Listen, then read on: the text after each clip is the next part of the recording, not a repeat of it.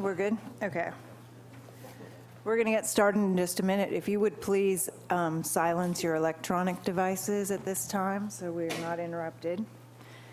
And speaker slips are out in the lobby. You just need to fill one out and bring it over here to Ms. Dotson, and we'll get you in the lineup.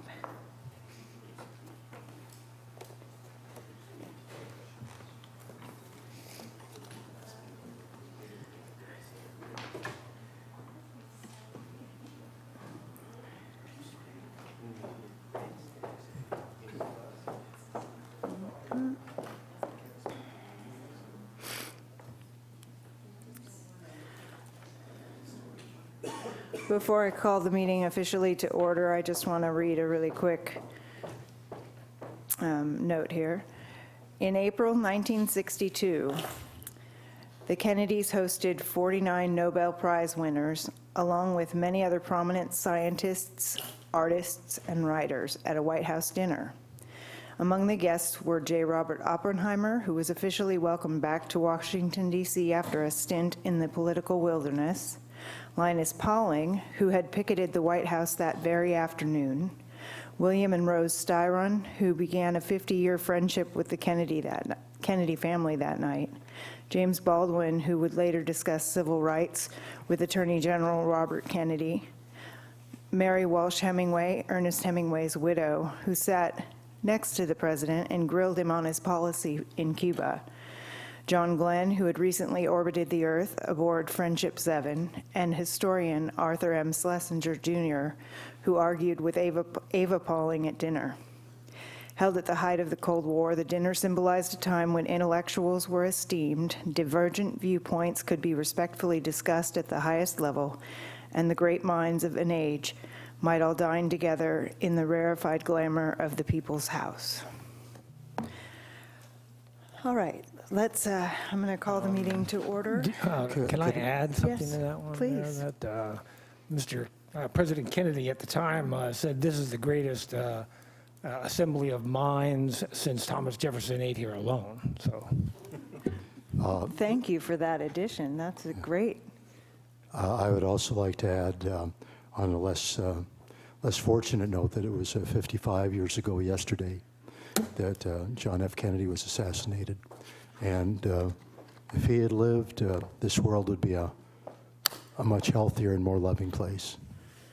That is one of the reasons why I picked that quote today. Thank you.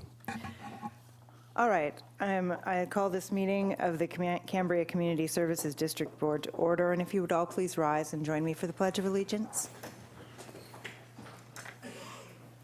I pledge allegiance to the flag of the United States of America and to the republic for which it stands, one nation, under God, indivisible, with liberty and justice for all.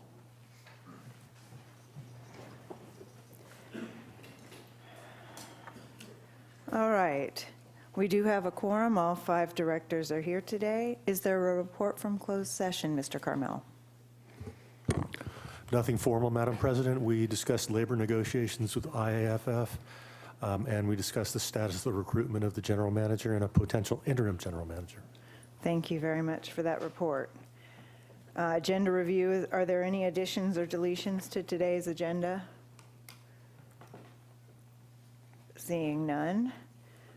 Let's move to public safety, the Sheriff's Department report.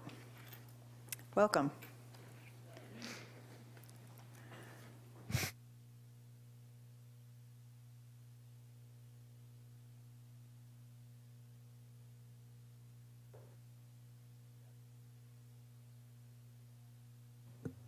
Test 1, 2, there we go. Good afternoon, Michael Manueli, Commander, Sheriff's Coast Station. This month's report is for October from the 1st to 31st. Calls for service for Cambria, 321 calls for service, generating 51 reports. For comparison, Avila Beach had 91, Cayucas had 153, Los Osos 586, and San Simeon 45. Compared to last year, there were 337 reports generating 337 calls for service, generating 34 reports. Short breakdown of those there were 4 assault calls, 28 disturbance calls, resulting in 3 separate reports. We had a subject who has been continually yelling out at their residents. It's an ongoing problem that the sheriff's office has been addressing, and we have filed reports with the DA's office. You had 3 burglary reports in the area. 2 of them resulted in actual documentation. We had tools stolen from a vehicle. They cut padlocks on the back of the vehicle. And we also had a local transient go into a restaurant with the intent to eat free, which is considered a burglary. You had 1 attempted burglary. Someone tried opening a door at one of the local motels while somebody was there inside. 10 thefts report. Of note, I found particular that 2 fountains were stolen from different locations on the same night. Also, wall art was stolen from another location. So I don't know for sure if someone's going through neighborhoods, going through businesses, just driving around at night looking for opportunities. But that was curious when I went through that. Another theft report was a vehicle or a bicycle stolen off of a vehicle. 2 vandalism reports, 8 different type of trespasses, and 1 phone scam where the caller told the person, "I have your father." Thankfully, they knew where their father was, and the father was safe, and they didn't take anything. Although this wasn't in October, this may have generated some questions that just a week ago, a large number of us were here in town, and we were seen leaving town code 3 lights and sirens on. That was when we were called to Ventura to assist with the evacuations there at the fire.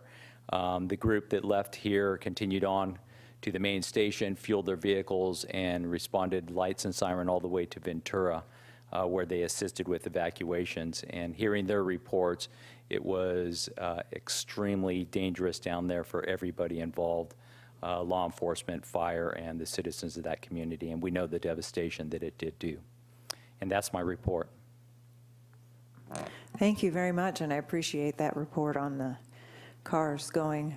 There were so many coming from Cambria. So are there any questions? Oh, I'd just like to make a brief comment that I believe the number of people that were evacuated in Southern California was 260,000, which is approximately the population of San Luis Obispo County. And I can just imagine what if the entire population of this county had to be evacuated, how frightening that would be. Yes, and if I could add to that, our deputies responded down there into the area they went to. The fire came upon them so quickly. Estimated wind speeds were 60, 70, 80 miles per hour. The fire was burning the trees and other items on one side and not burning the other side. And in fact, they had to evacuate immediately before they had the order to evacuate. And they probably evacuated themselves, the San Luis Obispo contingency, 20 to 30,000 people, the first 100,000 that were evacuated that night. Very fast moving. On that happy note, I'm glad that our county was able to help down there. Thank you very much for your report. Thank you. Have a good week. Fire Department report. Perfect segue. Welcome. Thank you. Good afternoon. Captain Gibson here. I'm standing in for Chief Hollingsworth as he's committed to a executive fire officer class all week long. So with that, let's see, he did give me some points to go over. So for the month of October, we did have 65 emergency responses. And of that 65, 81% were for local residents, and then 19% were for non-local. So clearly the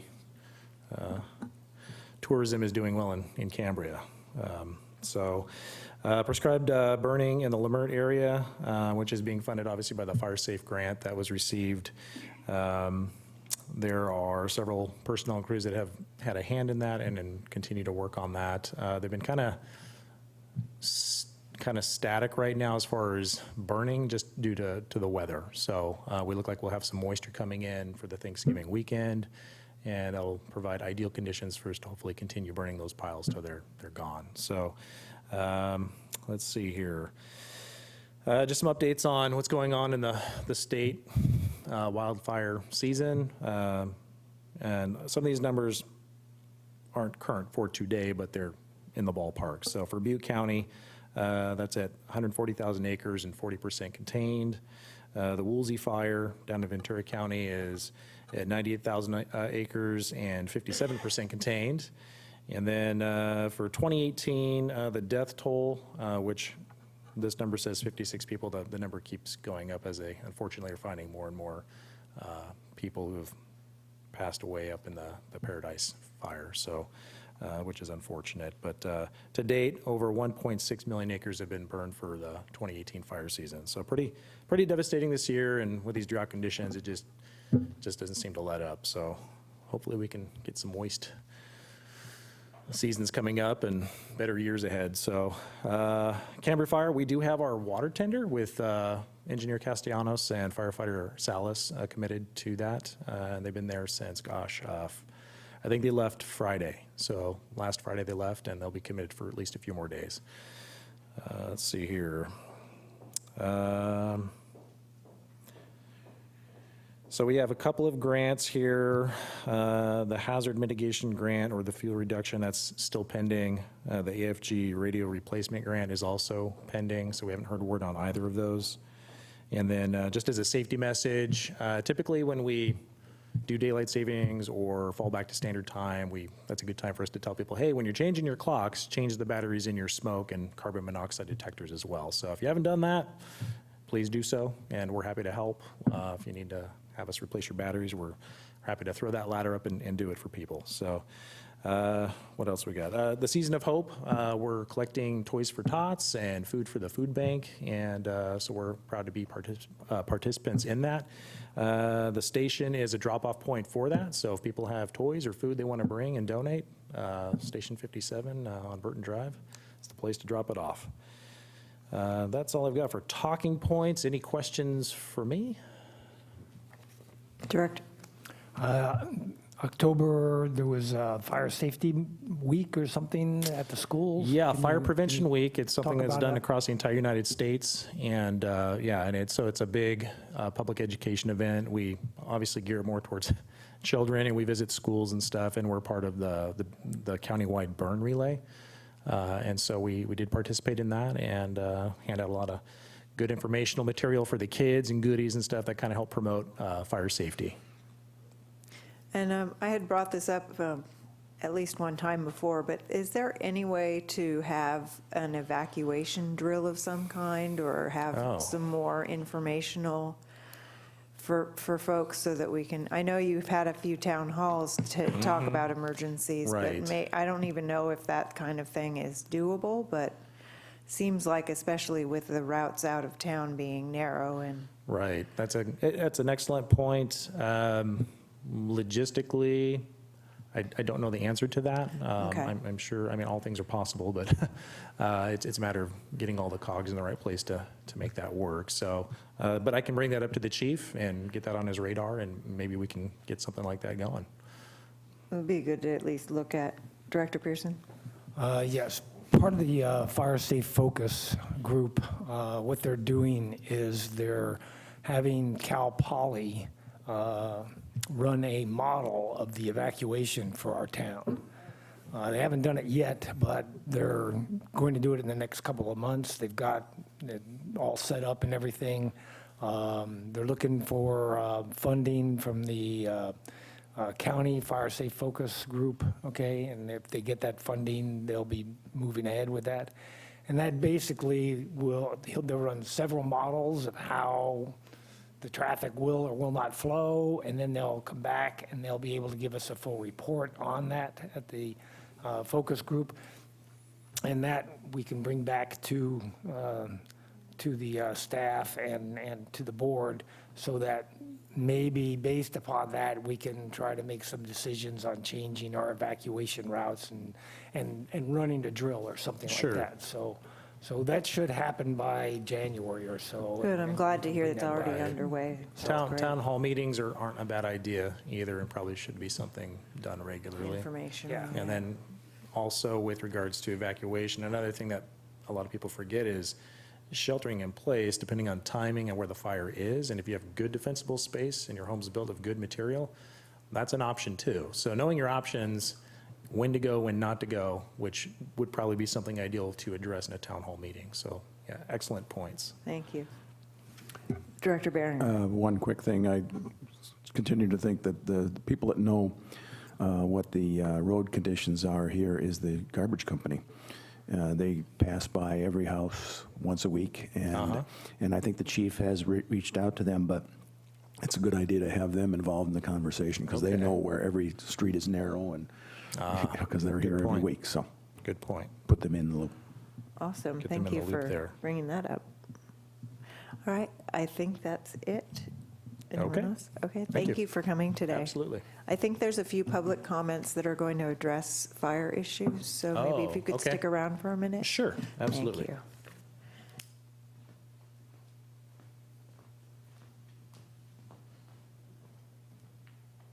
All right, next item on the agenda is public comment. This is the time to speak to the board on issues that are not listed on today's agenda. The board cannot take action on these items except potentially to direct staff to look into something.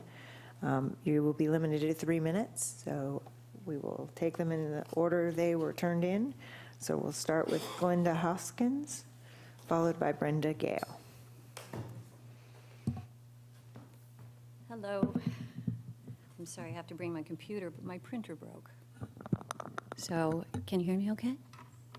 Okay, I'm not a great public speaker, but I can certainly read. So, hi, my name is Glenda Hoskins. I'm a homeowner in Lamerta Estates. I live on Cambria Pines Road and have been a full-time resident for 8 years.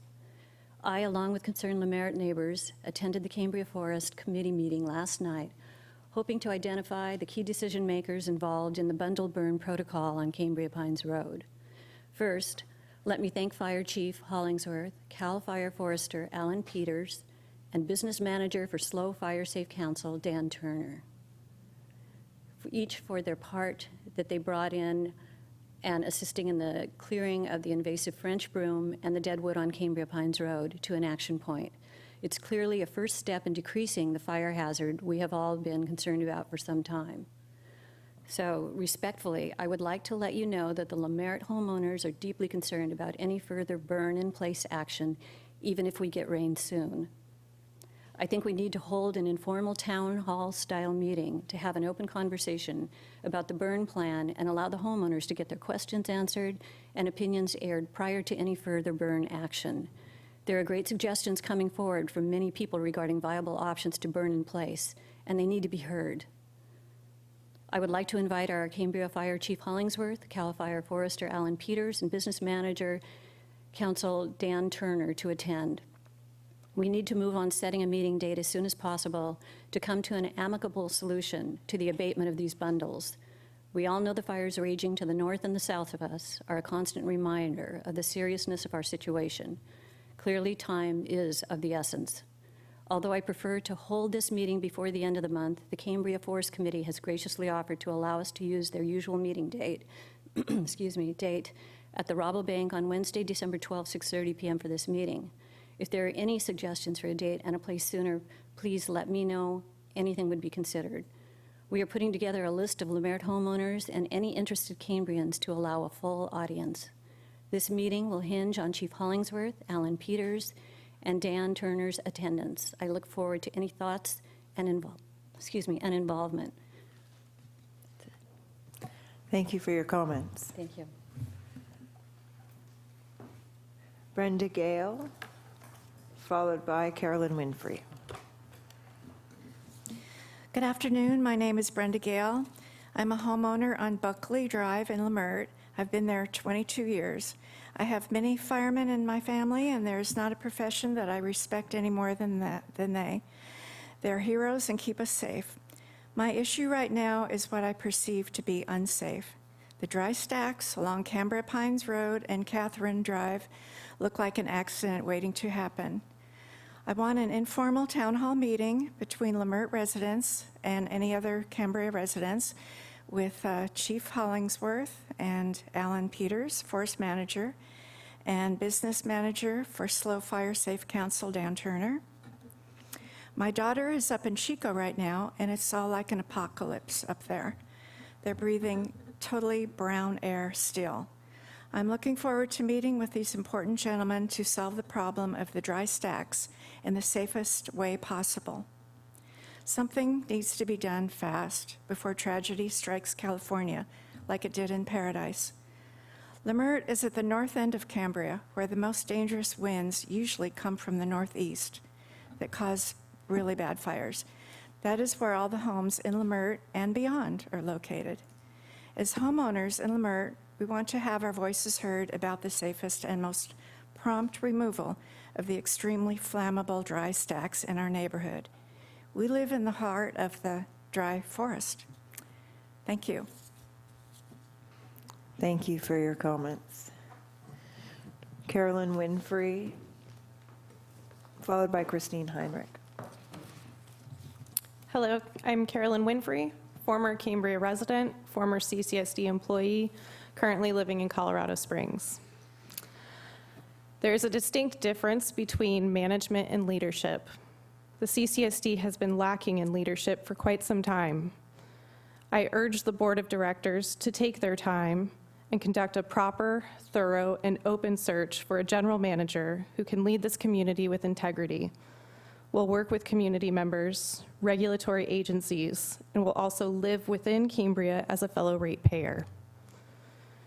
The general manager needs to address the longstanding problems plaguing CCSD, including high turnover rate of staff, adequate funds to cover operational costs, debt service, and capital improvements, and rebuilding trust between the community and the district. Thank you. Thank you for your comments. Christine Heinrich, followed by Tina Dickinson. Thank you for letting us speak today. I'd like to speak on the same subject to encourage the board to involve the public in the process of finding a new general manager. Cambria has suffered under two unsatisfactory general managers and concluded with paying them hundreds of thousands of dollars to go away. Let's not do that again. Please include members of the public in this search and invite the public to participate in selecting this individual and in commenting on the contract offered. Cambria has many significant matters to resolve going forward. Let's find the best possible person to fill this important position. Thank you. Thank you for your comments. Tina Dickinson, followed by Mike Lyons, which is my last request to speak. If you'd like to speak on public comment, please get a slip in now. Good afternoon, Board. Tina Dickinson, Cambria. By the way, I noticed for the first time today on a comment slip that I know I haven't put my name on the slip, President Rice, but I see there that it's optional, actually.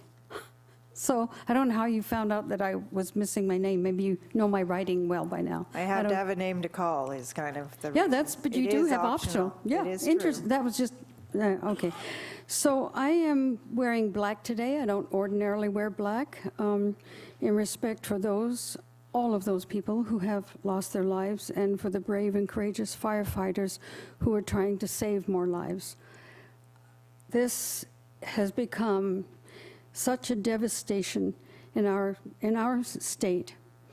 And I've been reading a lot of articles related, especially the LA Times. They have been writing some very fine articles with some different thoughts about how we can go about maybe helping our state to have fewer fires despite drought. And I copied out for each of you board directors, this was yesterday's headlines. I have the full report, but I copied this out. And it's sort of President Trump is blaming, forest management. 60% happens to be federally owned, 30% privately owned. And our governor is saying that, it's very much due to climate change. However, there are others who are chiming in, and very articulate and well-educated people, and are saying that the reality of why wildfires in the state are taking a higher toll is far more complicated than either of those politicians' talking points. The core issue, they say, is that Californians keep building in areas prone to fire and strong wind, and that flames are usually sparked from man-made sources. So here we are in a forest, essentially, that is already way overbuilt. We are in an extremely dangerous situation here. And others have spoken about particular areas, but our whole town. And to think of Paradise, the town of Paradise, having very few evacuation routes. We have fewer, actually, I believe. Please tell me how we can keep growing and take care of those issues. I want to follow up on Carolyn Winfrey's thoughts about a search for a new general manager. I couldn't agree with her more with her comments. Frank D'Amico, a former director, said that he would like, I think he volunteered to be part of a committee, or at least said the members of the community should be part of a committee. I'm learning from people outside of Cambria, not here in Cambria, that maybe there are people being considered by the board at this time. So I've put in a public records request regarding that. I didn't learn of it from here in our town, but somebody some miles away from here with actually two folks who know something that we apparently don't know. And maybe we have no right to know at this moment. But I think that before you guys all start settling in on something, it would be really fair for the community, after what we've been through and what you've been through, to let us be a part of that discussion. Thank you. Thank you for your comments. Mike Lyons. Welcome. Thank you. Mike Lyons, Cambria. I'm just making a suggestion that maybe in the future you should encourage members of the public to ask questions germane to the fire department representative or the sheriff's department, because I have a question now and the sheriff's department person is gone who can't answer it, but I will still ask the question. I did ask him in the back of the room a few minutes ago if it is true, what I read on social media today, that there was a very large force of law enforcement people that showed up immediately at the same time that there was a public protest, a political protest, made either Tuesday or Wednesday of last week. I am curious as to how that was generated. I suppose it was a call from a member of the public. And I'm just wondering, given the demographics here in town and the several protests I've been in, which were entirely peaceful, whether that kind of a response was overkill.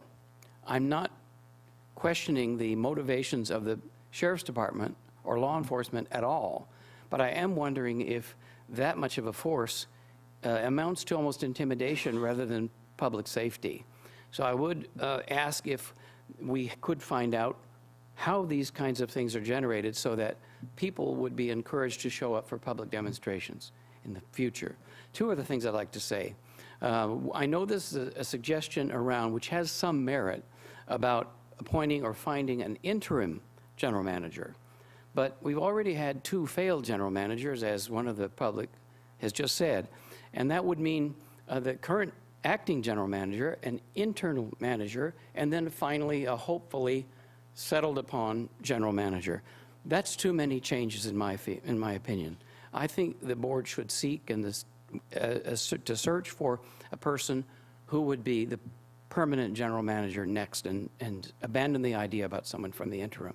The third thing I'd like to say is I am totally against a citizens committee being in on the selection of the general manager. There is no way, with all of the different political views here in this town, that you could ever find a citizens committee that would be fair and balanced, and that would be the only way to do it. So I'd rather leave the board, the people we trust, who we have elected, to make this selection, probably using some kind of testing methods or professional screening services, and support the person who you feel is the best. Thank you. Thank you for your comments. Can you address the fire concerns about the Linamert piles? Would you mind just following up again? I know you mentioned that you were waiting for it to be less dry. Yes, so we're waiting for ideal weather conditions to burn them. One of that is moisture, and then also, we also want to be careful of the wind, because wind Okay. is very dynamic. It's blowing one direction, next minute it blows the other. So we need to make sure we have enough fuel moisture surrounding the burn piles, that there's enough humidity in the air to limit, any potential for unwanted fire growth. So, like I said, we do And have we did our- precipitation. We have forecasted weather that looks like it'll be in our favor to do it over the Thanksgiving weekend. And so my guess is that we will resume the burning of the piles to reduce that extra fire loading. But I will say that even as it sits now, it's safer than it was before. It's collected, it's compacted, it's down on the ground as opposed to being wild overgrowth that has, can just easily climb up into the canopy, and that's what we're most concerned about. So Okay. hopefully that answers Thank- some question. No. Well, we're still gonna, Okay. it sounds like the fire department's always been open to doing town halls, so Oh, for sure. we'll have staff work on And I'll, moving forward with I'll get something their cooperative. information and get them in Thank connection you. with the chief. Thank you very Yep, much. That's absolutely. helpful. All right. Next item on the agenda is consent.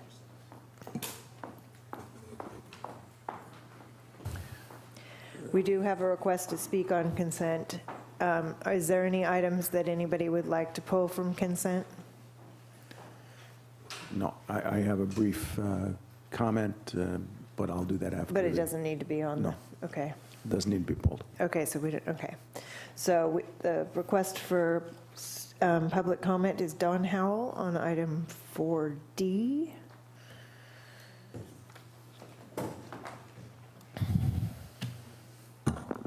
Thank you. This is actually asking for information, and it may not be appropriate for you all to reply, but I thought I'd ask. This is page 63 of your packet. The 5% retention to be withheld from any partial payment request. I'm just a little curious about what that actually is and why. But more importantly, on the second page, 64, Article 2, I've read that about 10 times and I still can't figure it out. So I'd really appreciate an explanation on that article. Thank you. 64 on your packet. Article 2 of the agreement. It looks like you're in a, yeah, I think you're in the same spot, yeah. Can you address the? Oh, okay. Fair enough. Okay, yeah. I think this is actually, before we take this, because of the question and a couple of other things, we're going to take a 5-minute break. So we'll come back at 2:40.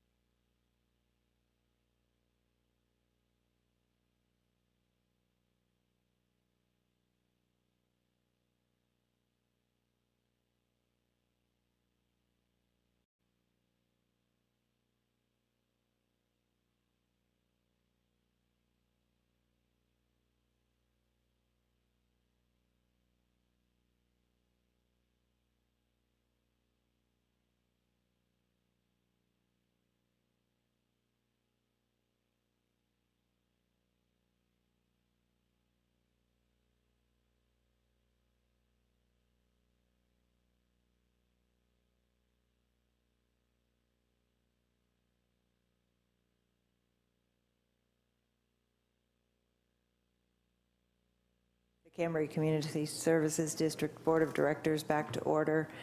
We did have a question from the public on one of the consent items. Mr. Carmel, can you please? There was two questions, but one was with regard to the 5% retention.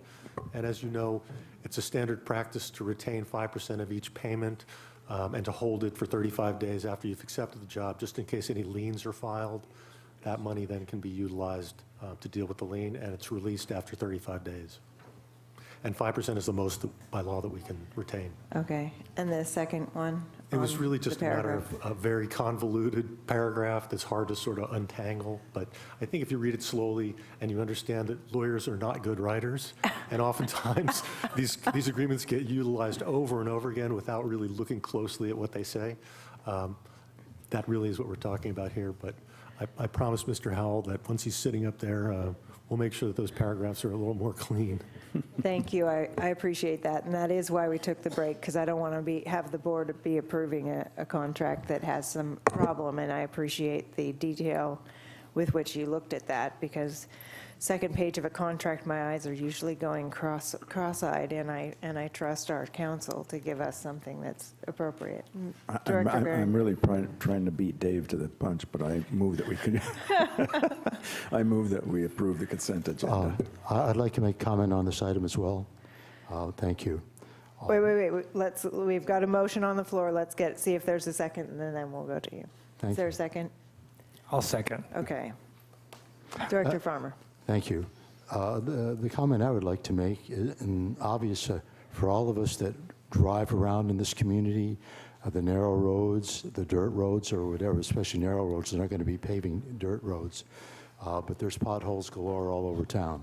And so I'm not questioning the necessity of doing this, but what I am concerned about is that I seem to recall, in fact, it's funny, I wrote this down, and then when I got to the end of today's agenda packet, and there it was on page 140, page 130, the last page of the finance manager's report, down right near the bottom, it says, a spending freeze for non-critical needs continues to be in place.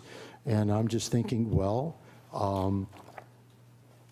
one could think, well, like I said, anybody that drives around thinks, no, this is a critical need. I just hit one of those potholes. But then again, and it's not like it's a huge expense, considering some of the other expenses we've had, but I'm just stating the fact that we've been under a spending freeze now since, for about a month and a half.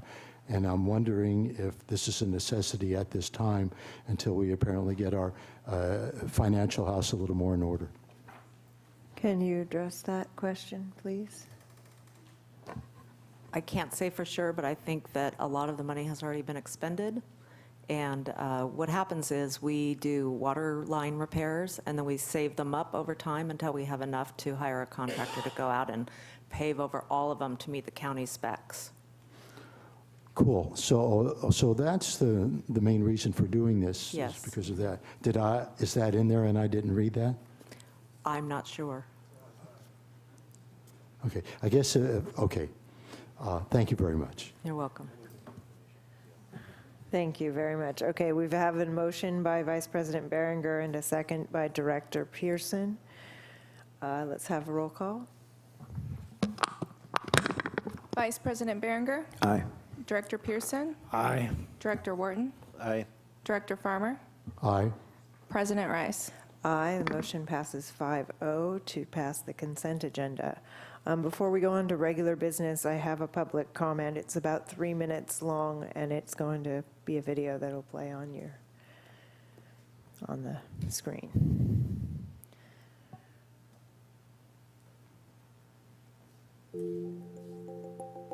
The mountainous lands of California are an important part of the state's natural water infrastructure. The rain and snow that falls on these forested watersheds provide roughly 2/3 of the water we use for our cities and farms. It provides almost all of the water we use to generate hydropower. Nearly 1/3 of the state's water is stored as mountain snowpack that melts during spring and early summer when demands for water are high. These forests, along with their many meadows, slow the passage of water. This acts as a natural filtration process that improves water quality. forested headwaters create economic benefits for local communities through timber and grazing, and a robust tourist industry that attracts visitors from around the world. But this vital natural infrastructure is under threat. The ongoing drought has reduced the amount of water that comes from these headwaters. Unusually warm temperatures have caused snow droughts, where winter snowpacks are reduced and melt too early. This makes it harder to manage our water supply system, which is designed to capture spring runoff in dams. There's also a growing threat from extreme wildfires. More than a century of preventing wildfires has left our forests dense, dry, and prone to large fires. In the past, fires occurred frequently enough in forests that they burned at lower intensity. But by preventing fires for so long, we have left many forests densely crowded with trees and shrubs. Our current drought, which is both dry and usually warm, has stressed these forests. Tens of millions of trees have succumbed to disease, and forests are exceptionally dry. And when fires come, they are bigger, hotter, and more difficult to fight. Fires of increasing frequency and intensity can have many consequences. They threaten public safety, particularly as more people move into wildland areas. Large fires often lead to poor air quality that can affect human health. They can harm water quality and runoff. They can result in long-term economic harm for rural communities.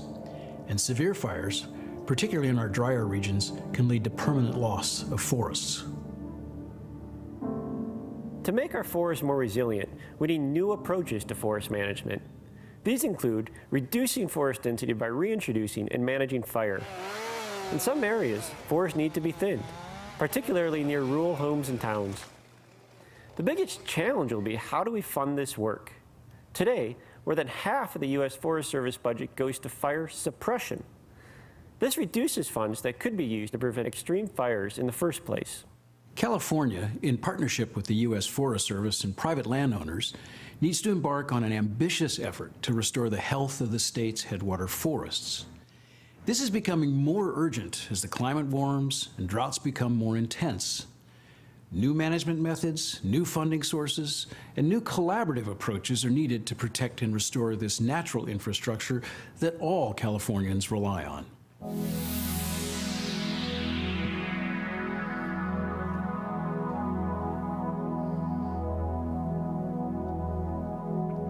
Thank you.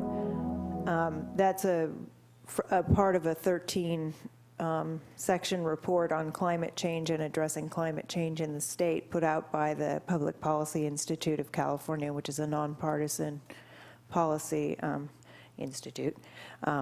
You can see that online at their website, ppic.org. All right, let's move on. Regular business. Ms. Madrid. Thank you, Madam President, honorable board members. Let's see, 4A.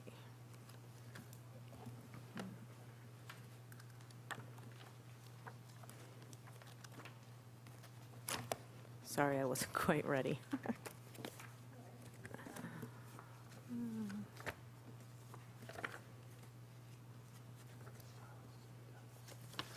Here we go. Okay, so we're bringing before you today a request to approve a debt management policy. We did take this to the Finance Committee, and they have vetted it and made some changes to the policy made by Ted Ziegler and Cindy Stidel, who are both here today, and as I understand it, are prepared to talk if you have questions. All right. Would you like to start off, Director Pearson, as the chair of the Finance Committee? Sure. Basically, what we did was we took the policy that Templeton has had on their books for quite a while and handed it off to two very capable people, Mr. Ziegler and Cindy, and basically asked them to revise it to meet our requirements. They did that. We were kind of asked to move along on this very quickly because we need this in order to move forward on some loans and debts that we're about to take on. So I'd like to get this approved. The Finance Committee did vet it, said it was good, and also as part of our motion to send it to the full board was that we would reconsider it and amend it further if we felt it necessary and bring back a final draft in March. Okay. Vice President Berger? No, I just noticed that it's going to be reviewed at least biannually. Biannually, is that twice a year, or is that every other year? Every other year. Okay, so you're going to bring it back in March anyway, just to validate it? Yeah, just to validate and make sure that we've got everything covered and Got stuff, so. Okay. I have a few questions, and we do have one public comment. I'm going to ask my questions, and then we'll get to the public comment, because this is not the discussion. I just need some clarity here. Do we know, and this could be either for finance manager or the committee members, whoever might have the answer. Do we know this debt management policy, does it meet the requirements of the Senate Bill 1029, which requires special districts to file one of these with the state? Do we know? I know we have to file one every January 31st. I believe it does, yes. Okay. We'll check, we can check on that, but I believe it Okay. does. On page 76 of the packet, it says when debt issuance is determined necessary by whom? Is that, and does that really matter, whether it says that the board needs to determine it's necessary or the GM needs to determine it's necessary? There's just some kind of slippery places that I'd like more specificity, and that was one of my questions. On the debt service coverage covenants, it says, I'm looking at paragraph D, at the very last sentence, it says, for financial planning purposes, a targeted annual debt service coverage ratio will be greater than or equal to 1.85 on all outstanding debt. Do we know what our current DSC is? I don't. Yes, we do. It's 0.8181. And as far as answering your question about the conditions for debt issuance, the third paragraph under the debt management policy, it does talk about prior to issuance of new debt, the board of directors will review the debt to be financed. If required by law, such review will be a public hearing. This requirement shall not apply to refinancing of existing debt. So I think Okay. that identifies that the board will review all the debt requests. Okay. And then I'm looking at page 79 under authority. I'd like to see more specificity in this item, but I don't, maybe there was something intended that's not here, because it says, the board oversight will be accomplished through regular reporting of financial status and review of this policy. Is that the regular, is that to mean that the biennial review? That's Yeah, when we'll get the that's reports, when is we'll like every review 2 this years? policy, yes. Okay. Yes. So the oversight will happen every 2 years when we look at this policy? Yes. And of course, the audit always goes over all the loans outstanding, Right. and we get to review all that on an annual basis also. And last question, under short-term debt, there's a blank with a dollar sign in the last sentence. Yeah. Was that intended so the board could discuss what that Yes. amount would be? Yes. Okay.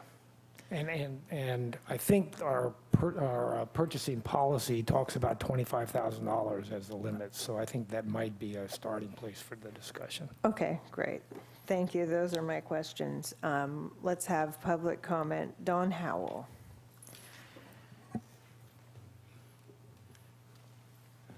Just very briefly, in reference to short-term debt and long-term debt, there is really no definition as to what is a short-term or a long-term.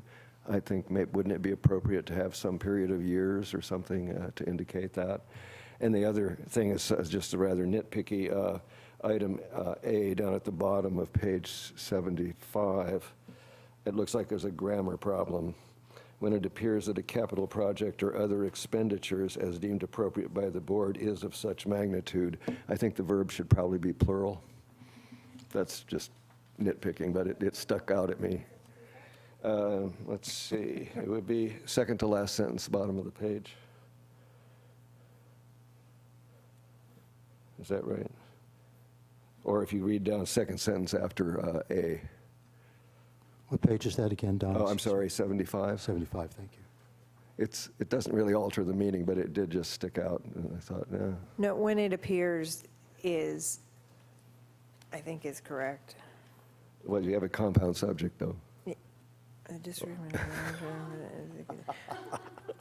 I think we can have That's all right, we a can be either way. compound sentence with a grammar issue, Yeah, I just, because there's a few other little things that maybe would Okay. get changed when we do the first review. I don't think it changes the meaning of them. no, it definitely doesn't change the meaning. Thank you for More important pointing was it out. what's short and I'm long surprised I term. missed it. Thank you. Those your comments? Okay, thank you. All right, I'll bring it back to the board for discussion and a motion. Yeah, I have a few comments to make, if I can, or at least Please, questions. Director Maybe, Farmer. thank you. Maybe questions as well. First, I want to thank Ted Siegler and Cindy Stidell for doing this work. They're a tremendous asset to the Standing Committee. And I also want to mention that since the implementation of standing committees, we're much more informed and been much more effective in addressing the issues of finances and infrastructure with regard to the needs of the district and this community. Things seem to be moving a little bit slower with regard to infrastructure, but this is certainly a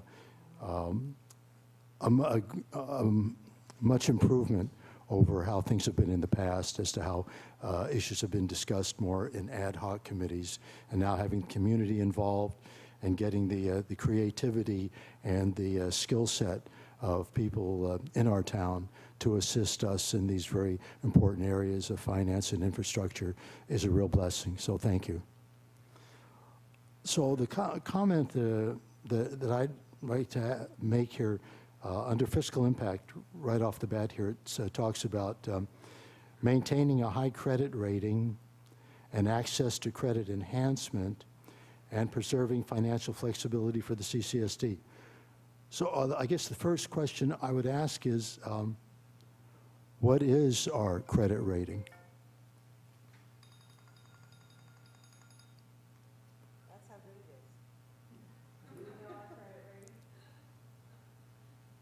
I guess what's that place where you just call and you get your credit score? It's probably not that easy for us, is it? No, I'm not sure what it is. Maybe municipal finance can help us get that information. Sure, we could get it for you. Yeah, and how flexible are the finances of the CCSD? Well, that's what it says here, preserving financial flexibility for the CCSD. We're kind of challenged financially right now. This isn't a criticism or trying to put somebody on the spot or the hot seat. I'm just making an observation in that right now we're not terribly flexible in the state of our finances to pursue the needs, especially of infrastructure. I agree that we're not that flexible right now, but this is a starting point for us to move toward, as well as some of the other financial policies that are being discussed, like the reserve policy and making sure that we're retaining certain revenue sources and amounts. So we're working on all of that along with the Finance Committee and the Infrastructure Committees. Okay. Yeah, I would imagine that for the most part, the only direction now is up, right? So to speak. I just also make one other remark or ask a question, because I'm just curious how, with regard to the long-term debt that we have regarding the emergency water facility, and how this would affect our credit rating or financial flexibility as we move forward. Are you talking about the debt management policy or I'm talking about the debt? fact, I'm talking about the, well, what I'm referring to is the fact that we have an outstanding debt of $660,000 a year until the year 2034 to pay off a facility that we've had for 4 years that I'm not going to describe how things have and haven't gone with that facility, but it just seems like it would be a hindrance to moving forward. Now, I could be wrong. I don't want to beat up on this particular situation because I know we've got good people wanting to move forward, including the current chairperson of the Finance Committee.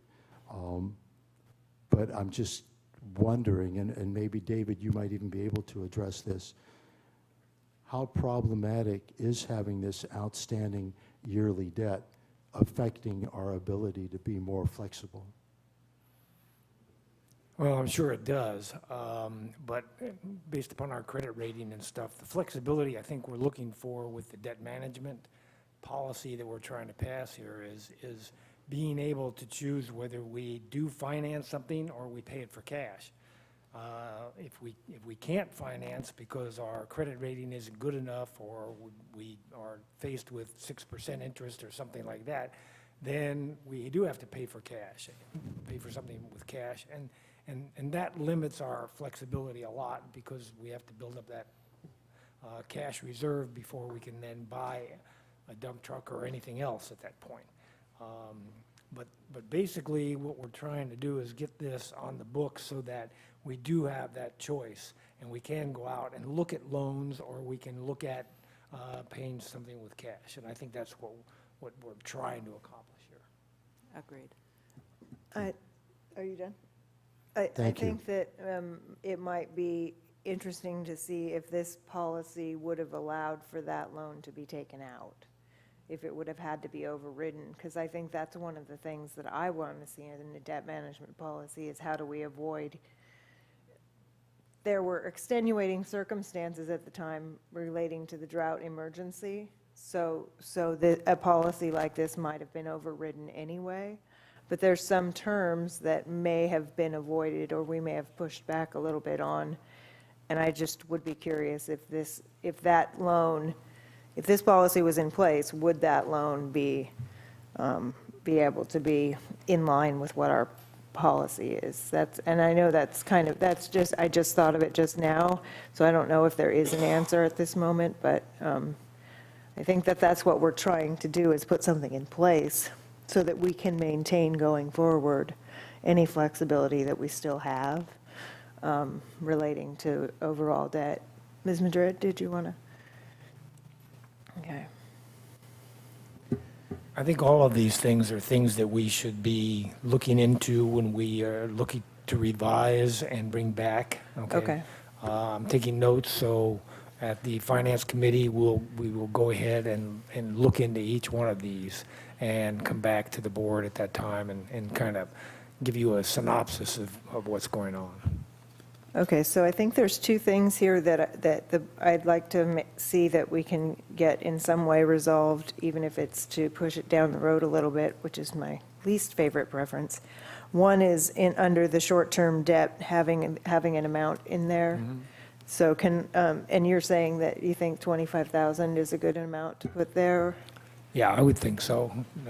Do we have an opinion from staff on that?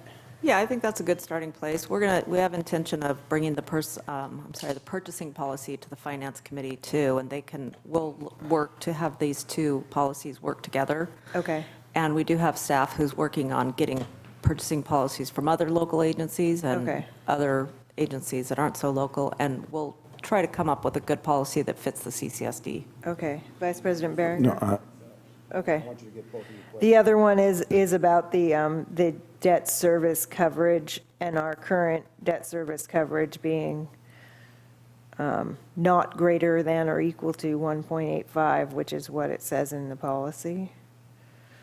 And I don't know how important that is. I don't know if the committee looked at that or not.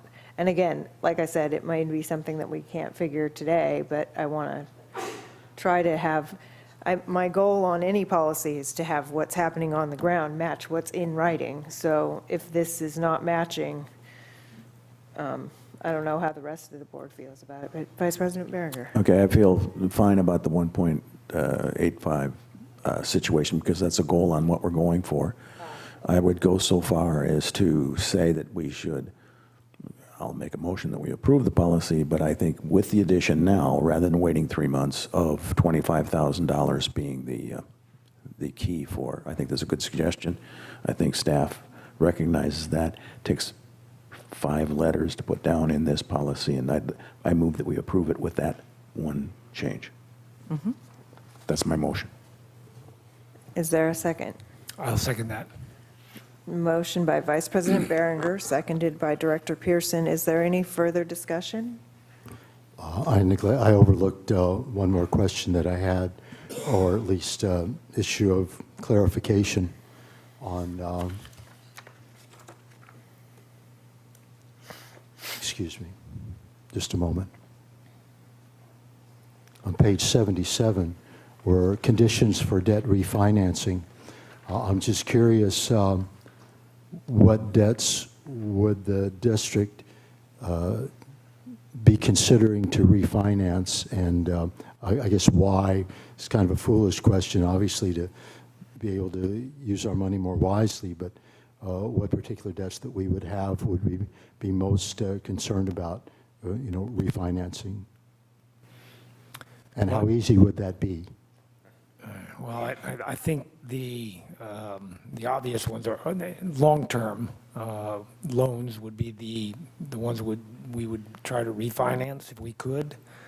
The current one with the SWF, of course, is so restrictive that it's hard to do that. But I think we've restructured and refinanced other loans in the past in order to get either a lower rate or to extend them further, so it's easier for us to finance those. So I think on an individual basis, we would have to look at different loans, and again, the goal would be to get the DSR to make that better than it currently is, okay, with refinancing. And I think in 2024, when we can refinance the SWF loan, I think that's the time to go ahead and do that. Okay, thank you. But that would be given that the interest rates, I think, are going to be climbing as opposed to going down. If you're a forecaster, that's the direction it's been going. And right now, the interest rate is less now than if we wanted to refinance today. The interest rate would be higher. So in 2024, we can look at it. If I could just add this, since the year 2000, I'd say as time moves on, all bets are off the table as to where we're going to be in 1 or 2 years, much less 6 years. And I'm not trying to be a purveyor of doom or anything, but that's just my observation. Thank you. Well, we do have to be looking at the long term. No, Director Pearson. Harry, you are an astrologer after all. You've got to help us out a little. Well, the mid-20s, when all of the 3 major outer planets, Uranus, Neptune, and Pluto, move into much more hopeful and optimistic signs, it looks like things could get better at that time. Oh, I'm on the board at the wrong time. Director Wharton. How does this debt management policy, how does that coincide with the general fund reserve policy? Is there one in the works at the Finance Committee? Yeah, the reserve policy is in the works. At the next Finance Committee meeting, which is on the 29th of November, we are going to review the reserve fund policy again. We've had some good discussions on it, but we're not at the final yet. Sure. And I don't know that that's going to be ready for the December meeting or not. That may be January before we bring the reserve policy. But yes, we are working steadily towards getting that done too. This might come as a surprise to some people, but I've done a little bit of research and work on a skeleton of a general fund reserve policy, a wastewater fund, and an SWF fund. I did have some initial dialogues with Finance Manager Ms. Duffield. I know Ms. Stidel has a copy of what I've been working on, and I would like to bring forth what I've done to the committee, either through, passing it along to you, or if I'm able to attend the meeting. Yeah, if you can attend, that'd be great. Yeah. If you can't, sure, give it to me or. Yeah, we can discuss it Ms. outside Steidel, of the and meeting, we'll get it- if we'll get it- possible. Yeah, absolutely. And I think the board would be grateful for the additional input and committee too. All right, we do have a motion on the floor. Is there any further discussion?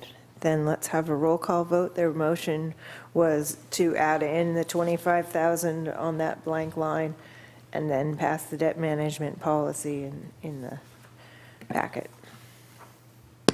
Vice President Berenger. Aye. Director Pearson. Aye.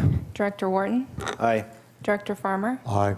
President Rice. Aye, the motion passes 5-0. Thank you for your work on this, on the Finance Committee. Appreciate Ted and Cindy working on that. All right, item 5B. Thank you, Madam President. This item is being brought before you. It's a replacement of the dump truck. It's actually to allow us to finance the purchase of the dump truck, which we have purchased it. There was a lot of consideration given to this item. Staff got together and discussed the various options for different equipment that might or might not be sufficient to meet the needs of the department and other departments. So all of our department managers are worked well together and are very interested in sharing equipment so that in the future they'll be thinking about how they can use equipment as a combined unit, or as instead of as a standalone department, they'll be looking at combining funds to be able to purchase equipment that they can use together when appropriate. So in this particular case, we have already used the dump truck to haul off the waste from the evaporation pond, and we've taken several dump loads to the Paso Robles dump. So that was good. They wanted to beat the rain, and so they did. So that's, I'll let Bob talk a little more about the dump truck if you'd like to hear more about it, or it also will allow us to purchase a, well, I guess we didn't bring the truck forward yet, so never mind. I have a question. Director Wharton. Yeah, when we got the new fire truck, we saw it. Do we get to see the new dump truck? Sure. You want to ride on it? I want to make it tilt. I do have a request to speak from the public. I think we're okay right now we might need you, Bob, but Tina Dickinson is my only request to speak on this item. Please come forward. Thank you, Tina Dickinson. I think this kind of reverts back to the previous agenda item. What I'm not understanding is if the water department budget for the current fiscal year includes $76,000 for the purchase of the dump truck, why would we want to spend at the interest rate of 4.25% an additional $10,000 in interest payments if those monies were already allocated in the current fiscal year for the water department? Now we're hearing about water department and wastewater. So if this dump truck is going to be used by both departments, how do we figure this out right now? Because Ms. Madrid just mentioned that we're looking at equipment that can be used by both departments. So we're looking at the water department budget here. Is this piece of equipment going to be used by the wastewater department and or the EWS? I'd like an answer to that. I don't understand why we're paying $10,000 in interest if the money was already allocated for this piece of equipment. But I'd also like to know, and while I'm up here too, I'd like to also know, since Mr. Greshams is here, when is the influence screen going to be installed at the wastewater treatment plant? It's been going on for several months, and it should have been in there initially. And if it was initially, it should have been replaced much sooner than it has been, which it hasn't been yet. Thank you. Thank you. Ms. Madrid, can you, that's actually a question that I had too, so, because it looks like we're essentially using the new truck, which has already been paid for, was in the budget, that we're paying for, that we're using it as collateral for about $75,000 loan.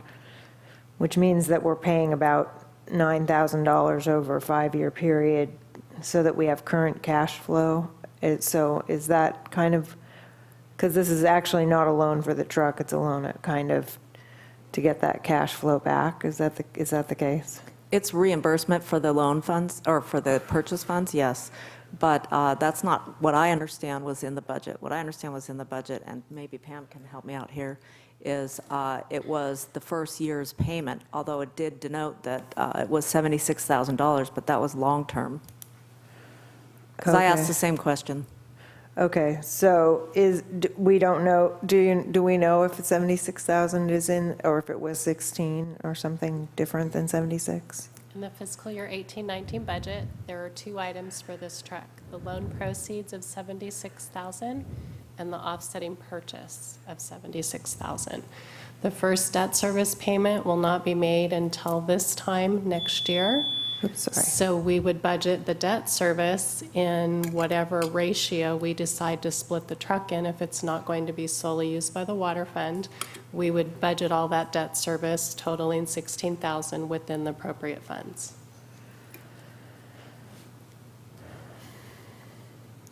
And as usual, the financial language goes right over my head.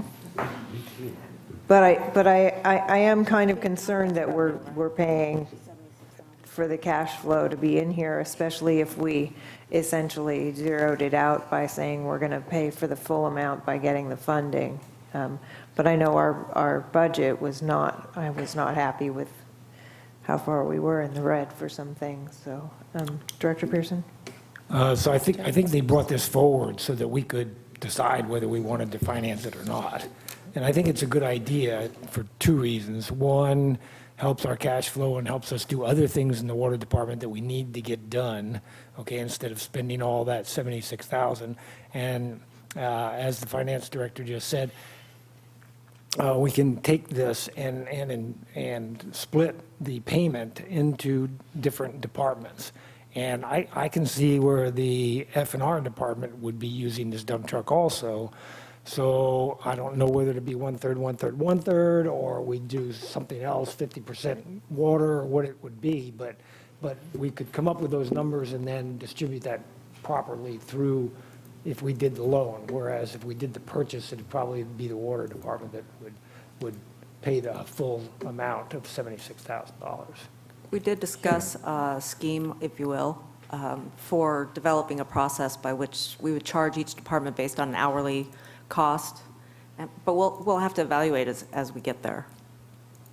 So having this financing allows us to do this, and not doing the financing wouldn't allow us to split it between the departments? Is that what I'm hearing?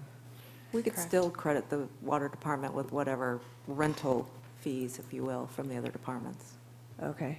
I don't really particularly care for the idea of spending money to use our money. I mean, I just have never really had a thing for, but I understand if there's a cash flow issue and it makes sense to do it. 4% isn't nothing.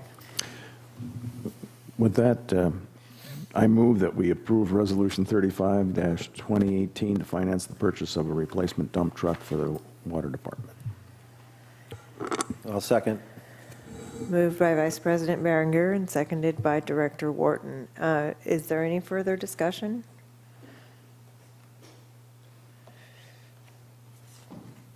Okay, I'm glad that we have the equipment we need for our people. I'm still not terribly happy with the fact that we're going to buy our own money, but okay. Let's have a vote, please. Vice President Berenger? Aye. Director Wharton? Aye. Director Farmer? Aye. Director Pearson? Aye. President Rice? Aye. Motion passes 5-0. Next item on the agenda, 5C. Madam President, if I could Yes, just sir. make a brief comment.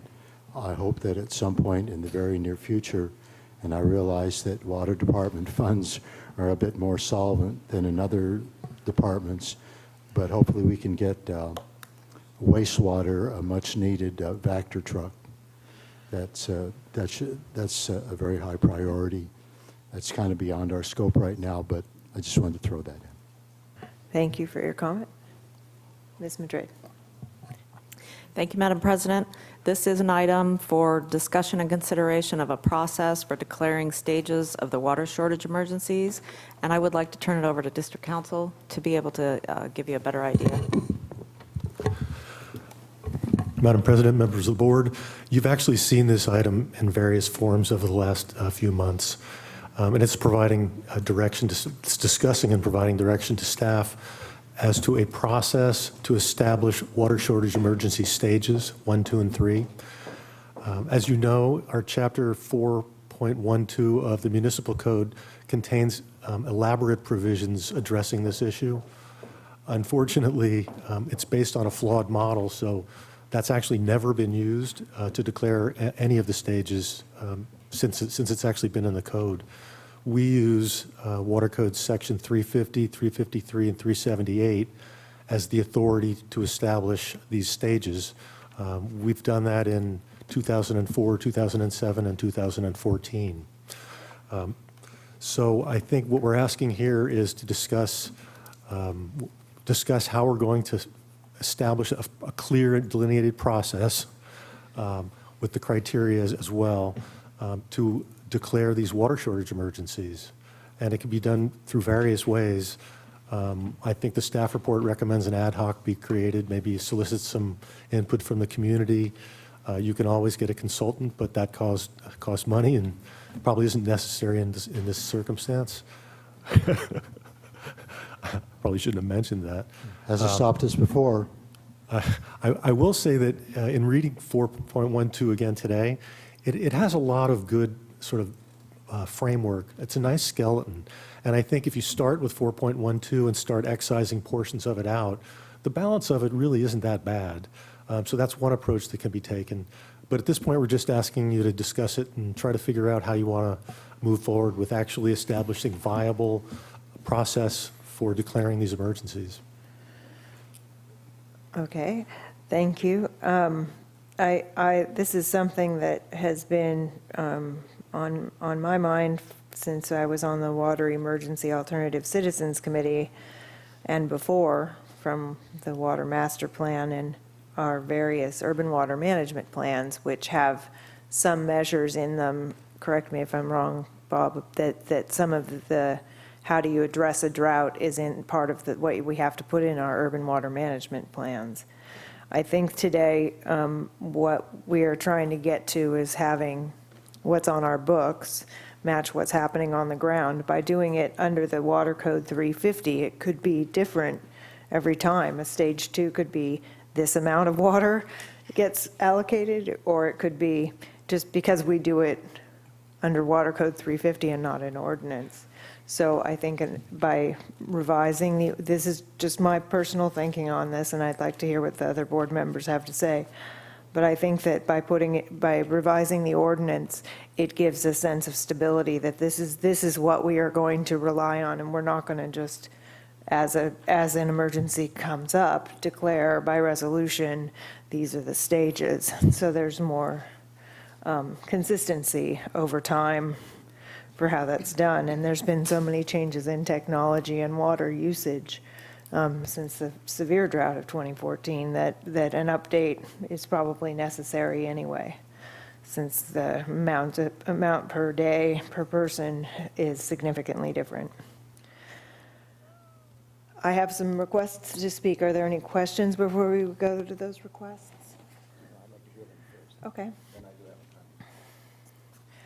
All right, we're going to start off with Crosby Swartz, followed by Christine Heinrich.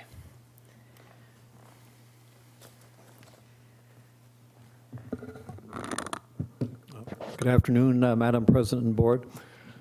At the last meeting where we discussed this, I had made a recommendation that we establish a modified San Simeon well level chart and use that as the basis for declaring the Stage 3 emergency. We would have to establish what you might call a danger zone at the lower end of the well levels as you go through the year. And if the well levels are headed below that level, you declare a Stage 3 emergency and presumably start start up the SWF. I still think that's a good idea to base this on the actual well levels rather than some climate analysis or whatever, because the well levels show you what's really happening, no question about it. I'd like to elaborate that based on the fact we're expanding this now to the criteria for a stage 1 or a stage 2 water shortage emergency. Just as an example, using the statistical well level chart that I distributed at the last meeting, you could say, well, if the well levels go below the 50th percentile level, you declare a stage 1 emergency. If they go below the 25th percentile level, you declare a stage 2, I'm sorry. And if they go below the lower limit, then you declare a stage 3. So it all could be handled with a special well level chart that you would establish and publish. So thank you. Thank you. Christine Heinrich, followed by Tina Dickinson.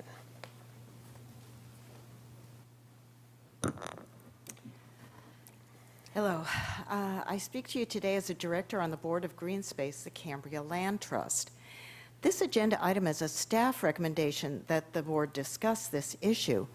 But back in September and again in October, the Coastal Commission's senior environmental scientist and the Commission's program analyst advised against making any changes in the Stage 3 criteria. They said, because the CCSD's emergency CDP and some of its EIR analyses are based on the current Stage 3 criteria, we recommend you postpone any changes to those criteria until after the follow-up CDP process is complete. Changing the criteria in the midst of the review may slow the permit process and may result in the need to modify the project's EIR, the CCSD's adaptive management plan, the project description that is the basis of the current emergency CDP, or other documents developed as part of the project that rely in part on the existing Stage 3 criteria.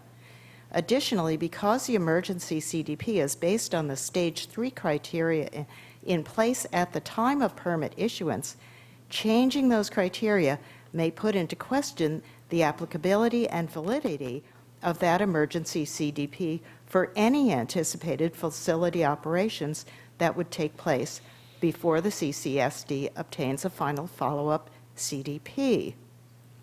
It appears, too, that the proposed changes would create inconsistencies, that some of the proposed criteria are arbitrary, and that some are not supported by documentation.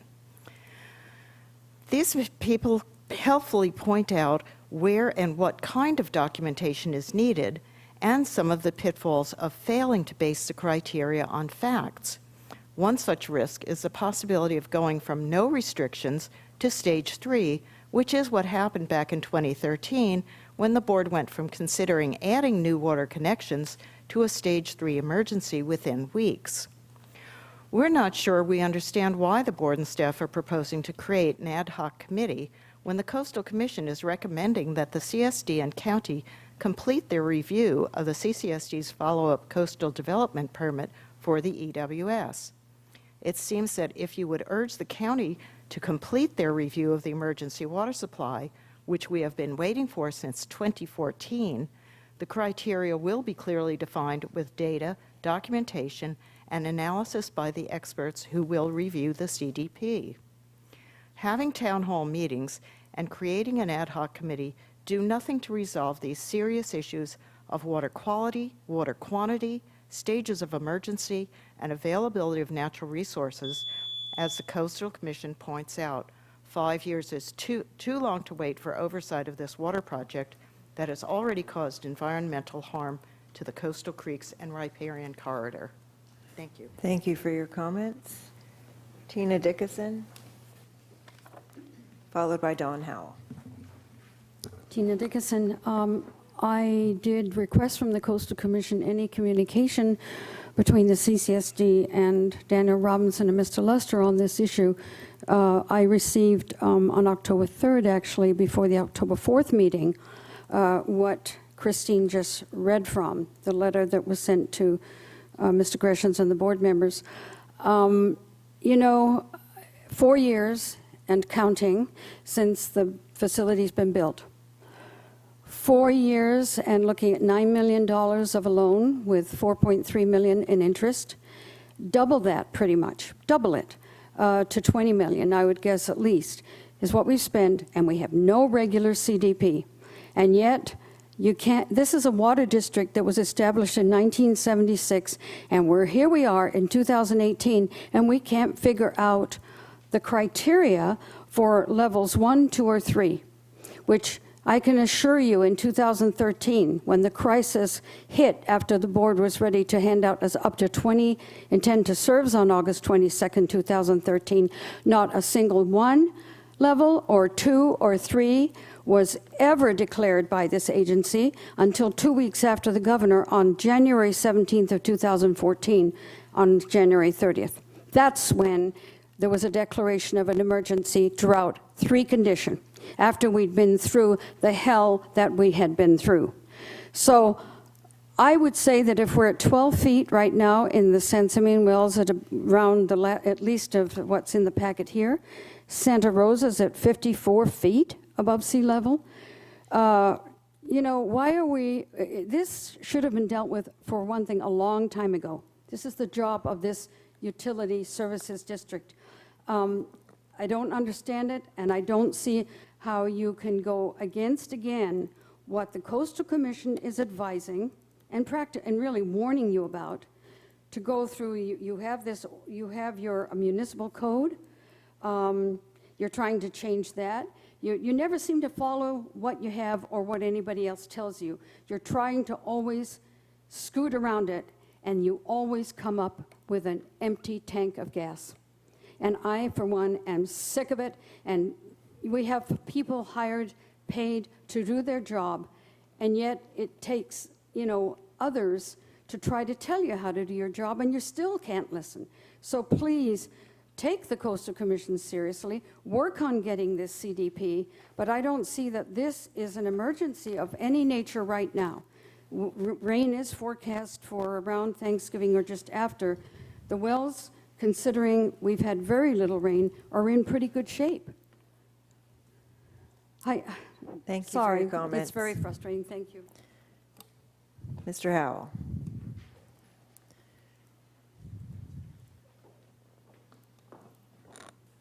Well, I'd like to second. Is this on? Here we are. Yes. Can you hear me? Is that a no? I don't. There we are. Yeah. To second, I'm in receipt of some of the correspondence that Christine Heinrich mentioned, and so I don't need to mention that, and I think you all probably have also received it. All I have here is, again, a request for information. In the packet, there's references to the water supply and demand model, which is in Appendix D. However, no Appendix D is in the packet. And I looked through the last 2 agenda packets for the last 2 board meetings, and there was no other water supply and demand model there. So my question to you is, where can I find that model? Because I think the issue really is, between the board and the Coastal Commission, excuse me, is the validity of that model, which staff is bringing into question. So I think one needs to have that model in front of us so that we can say, what is or what isn't valid or what needs to be examined. So if I may know where that model is, I'd sure appreciate it. Yeah, thank you. Mr. Carmel. It's in the code, but Bob would do a better job of addressing this issue.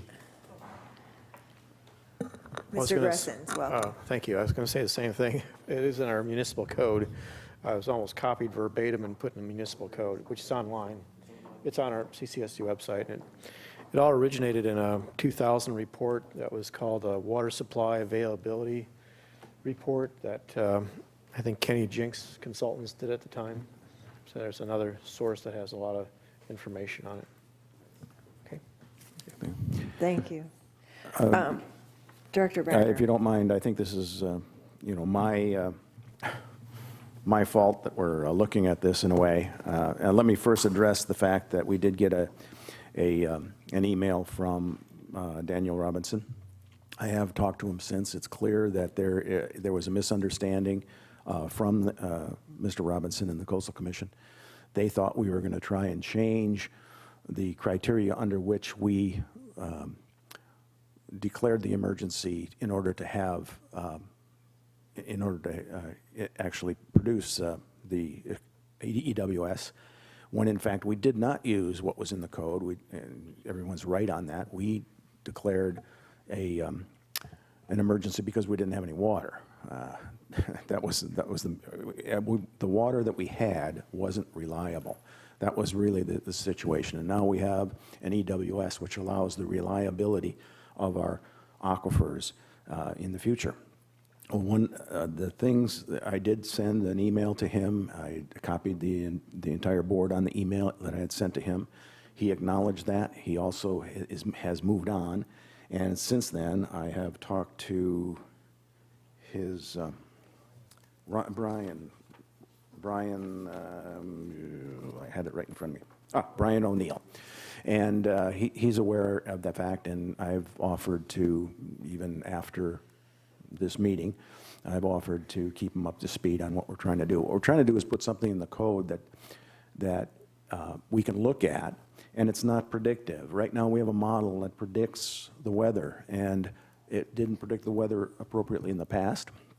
And I did actually go back and look at it, and a couple of times it actually was somewhat predictive. But in my email to the Coastal Commission, essentially I outlined 3 criteria which could be used to show that the reliability of our water supply is affected.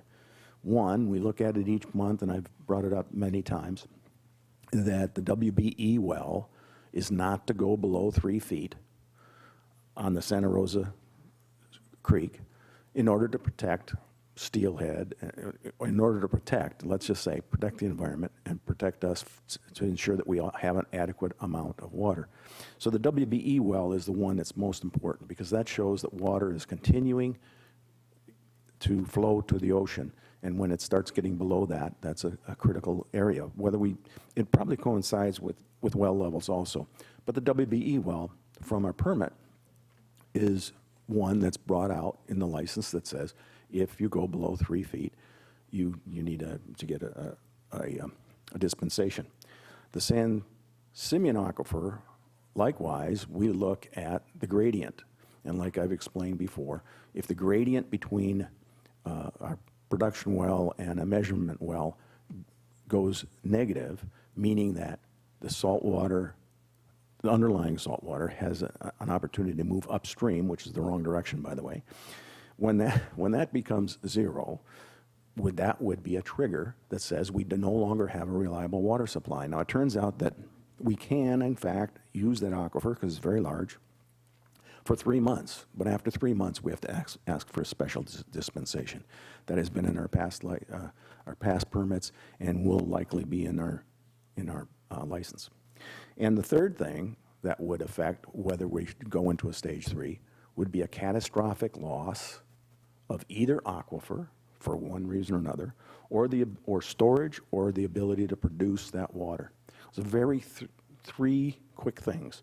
And we would, yes, immediately go to a stage 3. Why? Because we can no longer pump out of Santa Rosa, and that's contributing about a little more than a third of the water we use each year.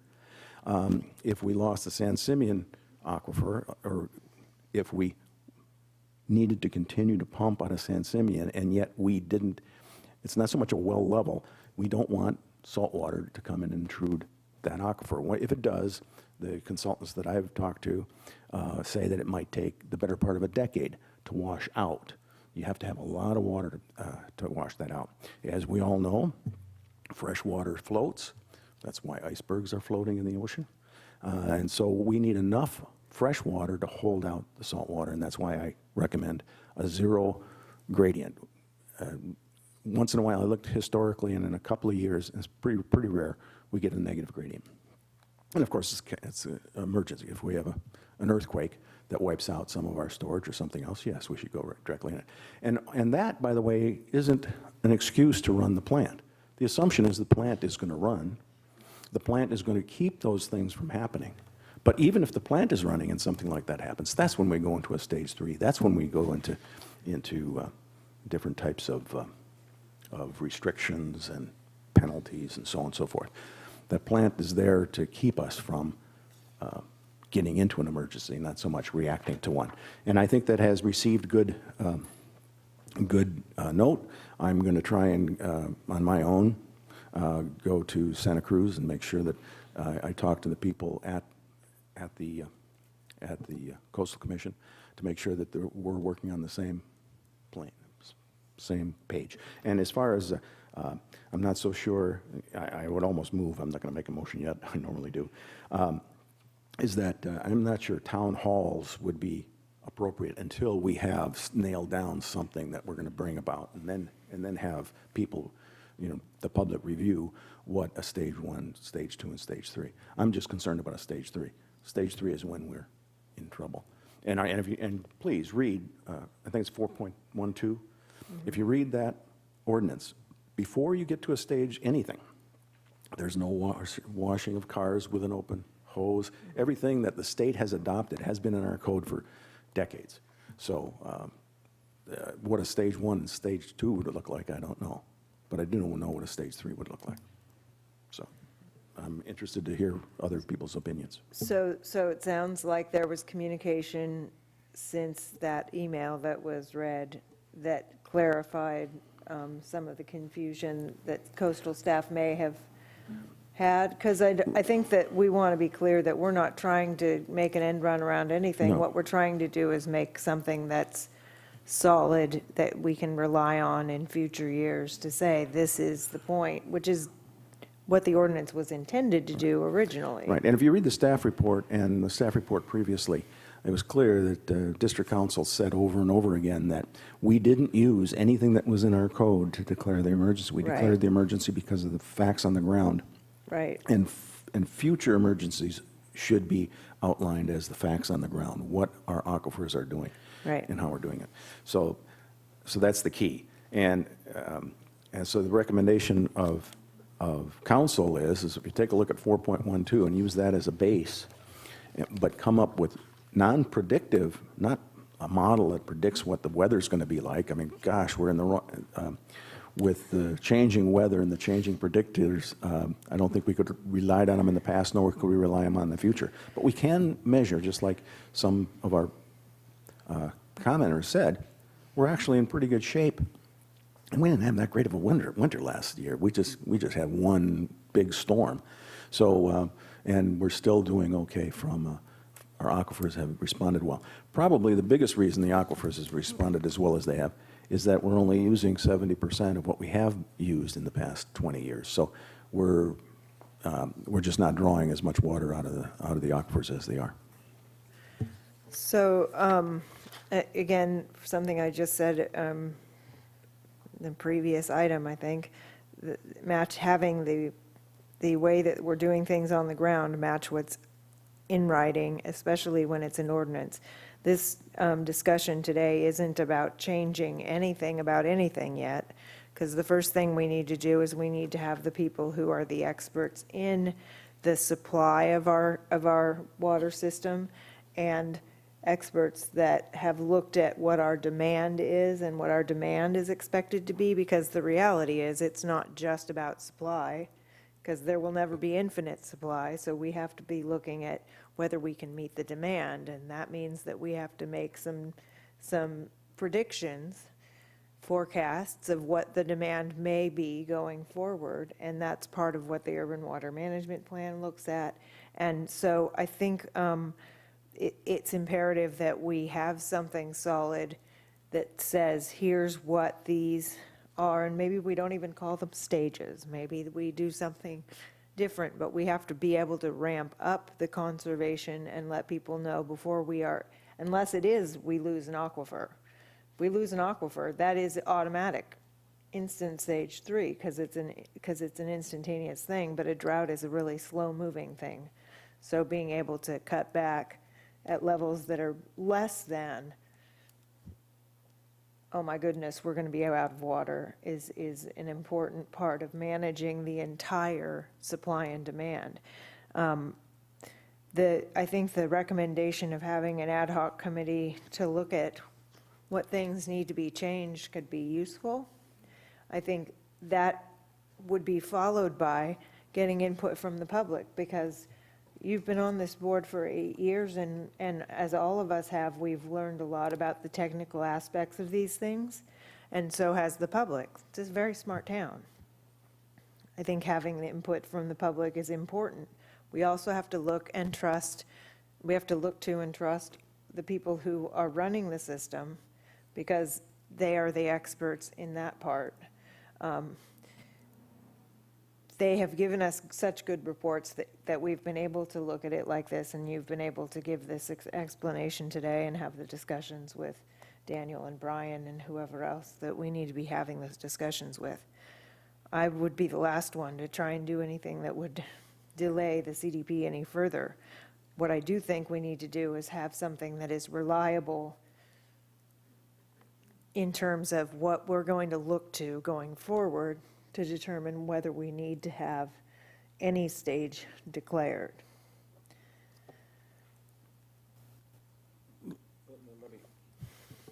Let me say one other thing. The 2008 Water Master Plan has come out, and it had a lot of technical input from great people. Kennedy Jenks, when they first started back in 2001, they had an excellent report that talked about demand. If you look at what Kennedy Jenks and what our SEIR have predicted as far as demand, they both were estimating a lot more demand than we have. And we talked about the 50% quality of life item, and that was reduced. This board reduced that projection to not have a 50% quality of life increase. So those professional advisors have done an excellent job. Right now, as it stands, it's extremely conservative. So rather than hiring another engineering firm to come up with more expertise and spending additional money, a peer review of our Water Master Plan. And in 2015, we had what was that demand, that report that we made, Bob? It was the Urban Water Management Plan? That's correct. We had help from Madaus Water Management on some of the modeling for that one. And if you read that professional report, the board didn't make any conclusions. There weren't any recommendations. It showed that we had, essentially, it showed that we had enough water. Now, if we have that peer-reviewed, so that it's just not us talking to each other, us not talking to the county talking to us, maybe we use the county to help that. But if that peer review proves that we have an adequate water supply as it stands, I think that's the way to save some money and move this project I along. wasn't suggesting we need to hire additional consultants. What I was suggesting was we need to rely on our staff that already have done these and are familiar with these. I'm not suggesting. Well, you know, what was said to me by some people is that, yeah, the CCSD says this, the CCSD says that, staff says this, you know, but has anybody really said, well, is Kennedy Jenks' assumptions right, or are these assumptions right? So it's a peer review as opposed to Bob.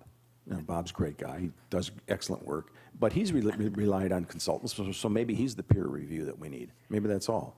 But I just don't want to see us going into waiting and saying, well, let's do that next year. No, I don't think that. I think it's something that we should look at. Yeah, I'm not suggesting paralysis by analysis or anything like that. What I'm suggesting is that we need to have what's on the books match what we're actually doing, and that's an independent thing from the way that we had the resolution to declare the stage 3 under which we built the EWS. So that's two separate, entirely separate things. So I think we don't need a motion on this item. I think what we need to do is we need to direct staff how we want to move forward. Do we want to have a committee? Do we want to just have district council go through it with our engineer and look at what those are? I mean, how do we move forward so that what's on the ground and what's in our ordinance Yep. makes sense? I think I agree with you, President Rice, and especially what you're saying is we want what we would do on the ground to match what the code is. Like, And- oh my gosh, the well levels are what? And now I go look my book and I see what I'm supposed to do instead of just making a decision each time it comes up. Right, and I think District Council is right, that 4.12 is an excellent law that we can begin with. But when it comes into the stages and predictability, and change it from a predictive model to a measurable device, and that District Council and staff, and especially if staff has some help soon, if there's a new person that can listen to, work with the district council to make sure that that law or that ordinance is looked at over the next few months, I think that's the direction I would give staff. I don't know what your thoughts are. I think it's important to have these discussions before we're in a situation where we might have to declare something again. So that's kind of where we are at this point. We're not in an emergency yet. Fortunately, we haven't been in one. We're in a stage 2 right now, declared by resolution under the code 353, 357. But we need to be getting on to something that actually will provide us a stable place of guidance.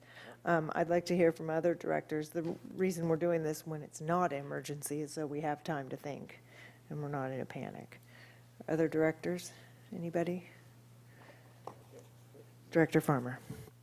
Thank you. I just trying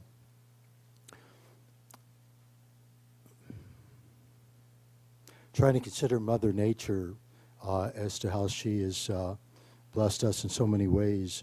And we're very fortunate. Last year, I think most all of us remember that the rain amount was pretty sparse, and it was, I don't know if the word alarming, but pretty close to that. And then we got that 5 inches of rain in March, like we had the March miracle back in 1991. And we felt so much more refreshed in more ways than one. The previous year, we had 40 inches of rain in the rain season, which that has a lot to do with why our water reserves are still, the well levels are above normal. Of course, a lot of it has to do with the citizens of this community, which have made every effort to conserve, let's say, and made wise use of our water availability. This may seem a little bit funny, but, and I don't know, since I don't get a water bill because I live on property where there's another dwelling, so the water bill goes to the landlord. But I might consider sending out a flyer at the end of the year congratulating the community for another year of being one of the most water resourceful communities in the state of California, and just reminding them that no matter what the conditions seem to be, we need to keep that priority in mind as to how we use water in this community. Also, two people got up in public comment and spoke about the emails that were exchanged between Daniel Robinson and Tom Lester and the board. We all received that. And of course, I read that, and I was very concerned. And then, Jim, you had the communication with Daniel and seemed to clear up some misunderstanding that took place. So obviously, what was heard in public comment is out there for public knowledge because it was just explained here. But it's not what you have communicated or what Daniel communicated to you isn't really that well known. So I'm wondering if there's some way, I don't know if you have that email with you, that perhaps you could read it to maybe satisfy the concerns of the people out here in the public with regard to what's happened. No, I don't. He never wrote anything. I wrote to him, and you've all seen it. I think it's public record. People can see, and I outlined essentially what I said here today. He,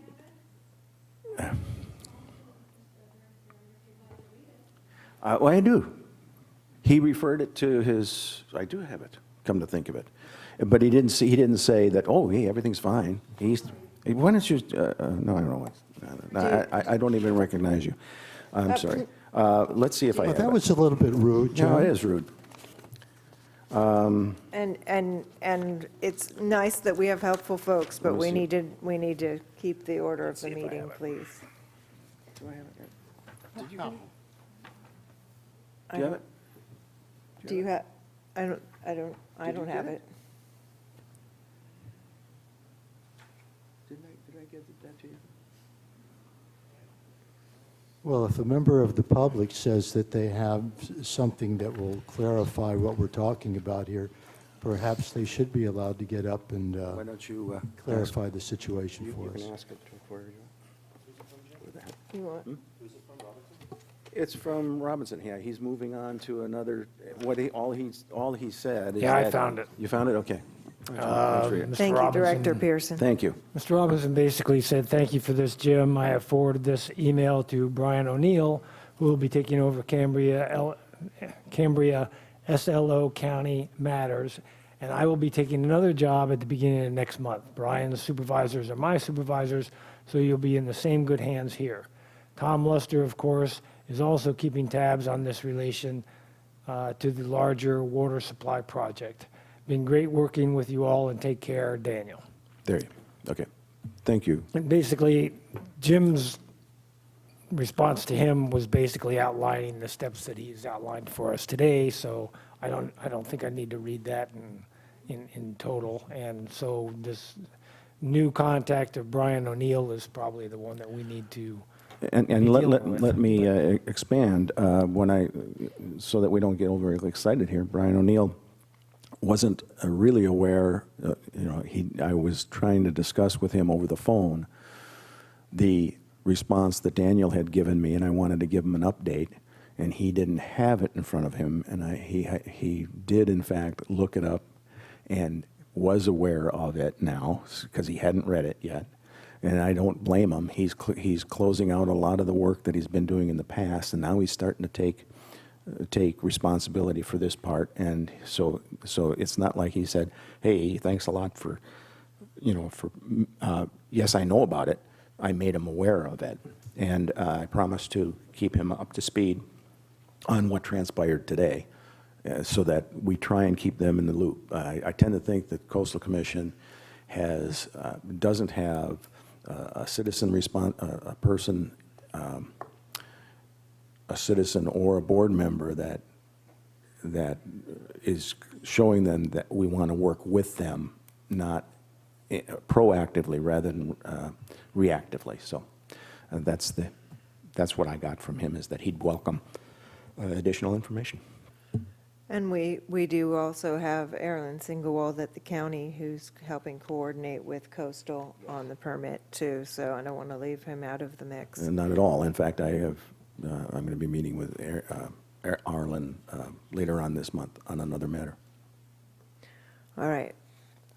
So what is the board's pleasure? I kind of tend to, I'd like to see this move forward with deliberate and thoughtful steps going forward, which means that we're not rushing headlong into anything. Maybe this is something that we address in terms of whether we create an ad hoc committee for this when we're looking at the committees for the next year. I think that's good. Is that okay? Okay. I would endorse that. So, and is that acceptable? I think having the ad hoc committee, and then perhaps after that, a town hall to where we meet with the public, let them know that this is what we're going to be doing, this is why we're doing this, and get input from them, and see how all varied folks in the town feel, and just let them understand that we're doing this. Of course, people are still out there very skeptical as to how the board and district function, and anything we can do to have their public involvement in something as critical as this, I think would be a wise move. To add on to that, as we've explained before, an ad hoc committee can, in fact, have public involved, just like we do on our finance and infrastructure committees. You can have people join the conversation. And the ad hoc committee, it doesn't have to be a town hall necessarily. Once the committee and the public have given their input on what's going to be written, if you want to have a town hall, fine, that works too. But in the past, anytime somebody said ad hoc, they automatically say, oh, now the public's going to be kept out of it. That's not the case. Ad hoc committees can have public participation. It's a novel concept. I don't know if it's ever happened before, but thank you. And just from my experience being on the Water Emergency Alternative Citizens Committee, can we, one, make it a smaller committee name, but two, there is a lot of detail, and a lot of folks in this town are pretty well versed in some of these things, but it did take a while for that committee to even get up to speed where we could have the discussion about what are the alternatives. So that's where an ad hoc committee could be helpful in terms of setting up some recommendations to the full board for a process of how do we do this with the committee, with the town halls, and maybe that's a committee you might be interested in participating with once we get there. My suggestion is we look at that when we look at the committee assignments for next year. Is that I'd acceptable? absolutely love to be on that committee. Thank you. So I think we have, it sounds like we have a consensus. Yes? Can I Move just, on. Oh, no. Yes? I'm sorry, I just want to make one more comment. No matter how I feel about this facility, the fact that 4 years after it was built, the process of obtaining the coastal development permit still seems to be languishing in the embryonic stages of going through the Planning Commission and the Board of Supervisors before it gets to the Coastal Commission. I mean, it seems like this should be, and since I know that the other members of the board are much more concerned about this than I am, I just am wondering why we're not making every effort to communicate with the powers that be and get that process moving forward. It would make everybody's lives a lot easier. Thank you. I think we are actually pretty seriously working hard. There's concerns that we're trying to get addressed, and some things take time to do. I think Bob would attest to the fact that nearly all of the information that the CCSD has provided to the county should be ready to move forward. Maybe you can give us a little bit of a... The current delay is the ESA consultation with the biologist, isn't No, it? but that shouldn't even keep that. Bob can recommend that can go on without... why don't you give us a quick report on where we think we stand? I think the newest thing that happened in the last month or two was the ESHA versus unmapped ESHA. I mean, we have, it's kind of a gray area when the Coastal Commission brought up, okay, you're showing the ESHA fine in your SEIR, but we're not sure about what they call unmapped ESHA. So that issue came up. Excuse me, Then we Bob, had a not to meeting. interrupt, but I think President Rice just kind of asked you to clarify what ESHA is. Oh, okay, I'm sorry, I didn't hear that. Thank you. Environmentally sensitive habitat areas. Thank you. So there are some maps of ESHA, but then there's also a category called unmapped ESHA, where we had a meeting finally with the biologist from the Coastal Commission and our commission biologist, Cindy Cleveland. And so they got together, and we actually had a meeting in the field. About 5 or 6 of us were out there. So we walked the site where the Coastal Commission was interested in. I think we are waiting to hear back from the Coastal Commission's biologist on what their opinion is of certain areas. We had some ideas come up about possible mitigation measures that seemed reasonable. And at the last meeting we had with the county, Erlen was nice enough to outline what he'd like to have as far as areas covered in a report that they could then evaluate. So some of this is making sure we follow the right process and And I think that's where the Coastal Commission staff is coming from. They want to be able to show that they have followed the right procedure and process if this gets challenged later on. And so it's moving along. I know it seems kind of slow, but it's moving along. In the meantime, we're covering a lot of bases. You know, this is just one little item off to the side besides operations and everything else we're dealing with. So we've got it moving forward. Right now, it's with the biologists primarily. And, you know, I know Tim and I've had some good discussions on it too, so. Bob, if Erlen said he wanted 1, 2, or 3 things, and we're responsible for giving him 1, 2, and 3 things, when are we going to give him the 1, 2, and 3 things? Because Cindy Cleveland, I know, is going to be carrying on her work well after Erlen's preparing something for the Board of Supervisors. And if he needs whatever he needs, he should get as soon as possible, because once he has something in hand and he needs confirmation of something down the line, at least he can get it on the schedule for the Board of Supervisors. Actually, he has to go to the Planning Commission and then the Board of Supervisors, and we hope for that. Hopefully that gets done before the summer. And if there's anything standing in our way, if there's a resource that you need, I think this board would put all the resources needed behind you to write whatever you need to write. I What's your comment appreciate on that. Yeah, I have to get with Cindy again and see where she's at on it. I've been giving her information that I know of as she hits a question mark on something. I know she's working on it. I don't have a specific timeline in front of me right now, but without talking to her, I don't want to, say, okay, 2 weeks and then find out, no, it's more like 4 weeks, but I can get back to the board on that. Mr. Carmel? I did talk with Cindy last week, and there's another project, if you will, that the county asked us to undertake that's pretty close to being done. That's a feasibility study that's mentioned in one of the sections of the code that controls this. That's very new.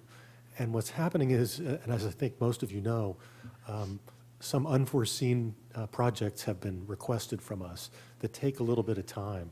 In this case, it's a biologist who has to do some field work and then integrate it into a report.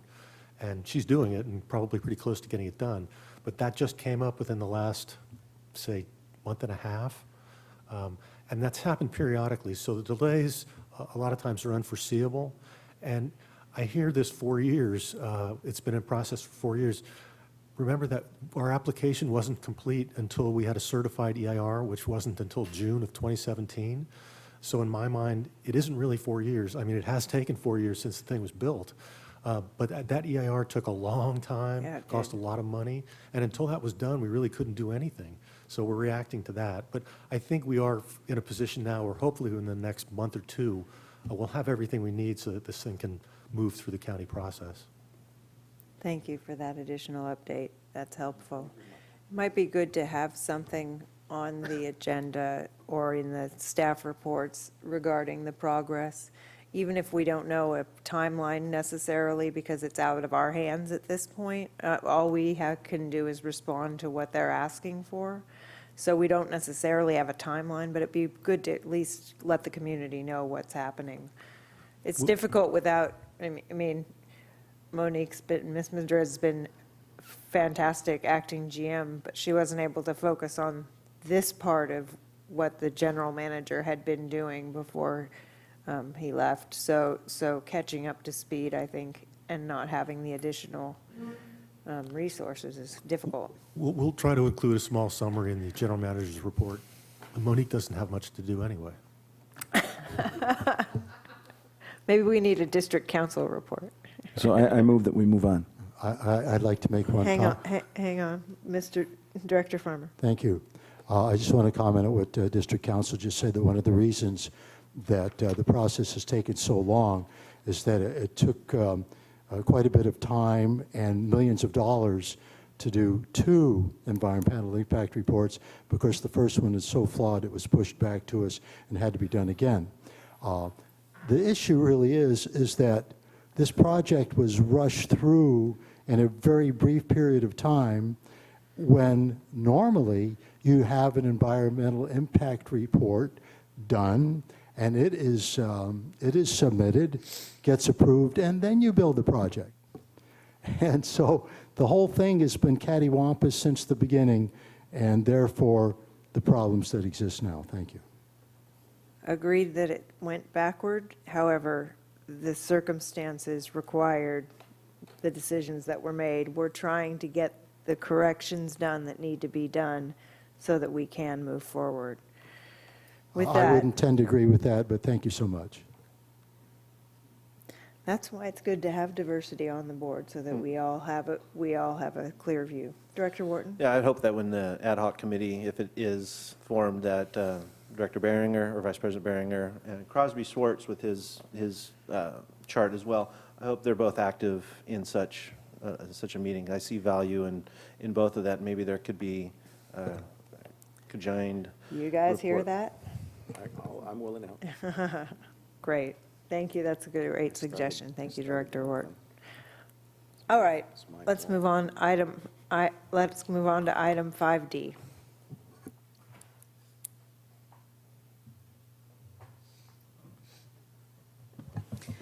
Thank you, Madam President. This item is being brought forward to you and is being requested that you discuss, have a discussion regarding amending Section 8.04.100, which is related to the Affordable Housing Program, and provide direction to staff.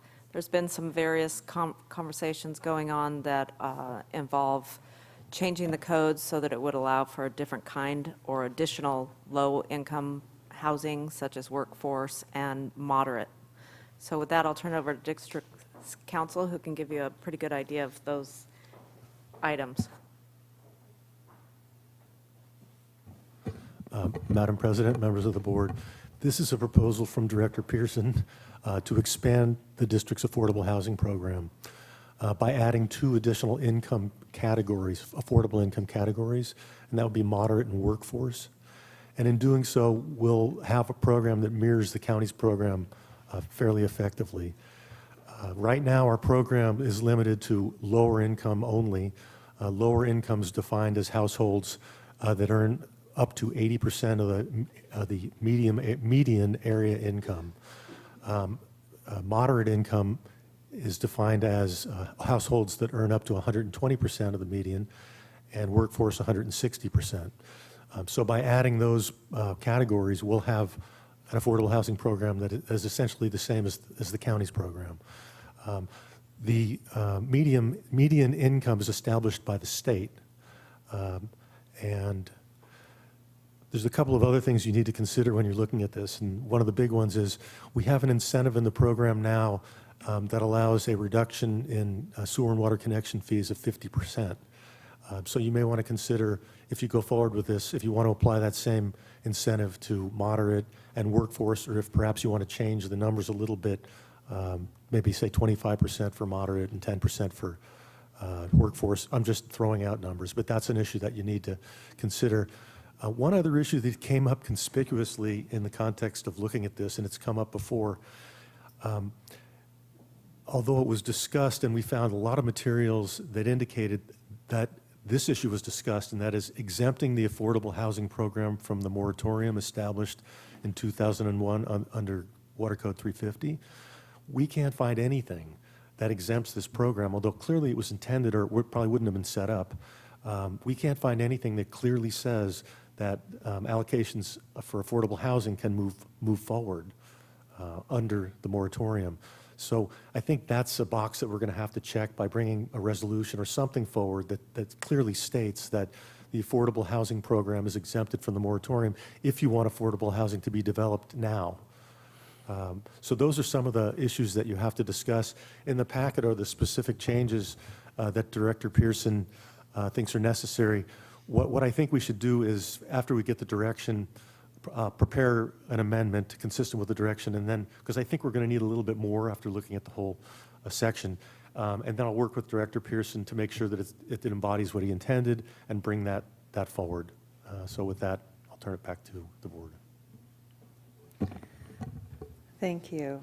Director Behringer. I have a question to council. Is the county growth management ordinance, are affordable housing programs exempt from that? Yes, they are.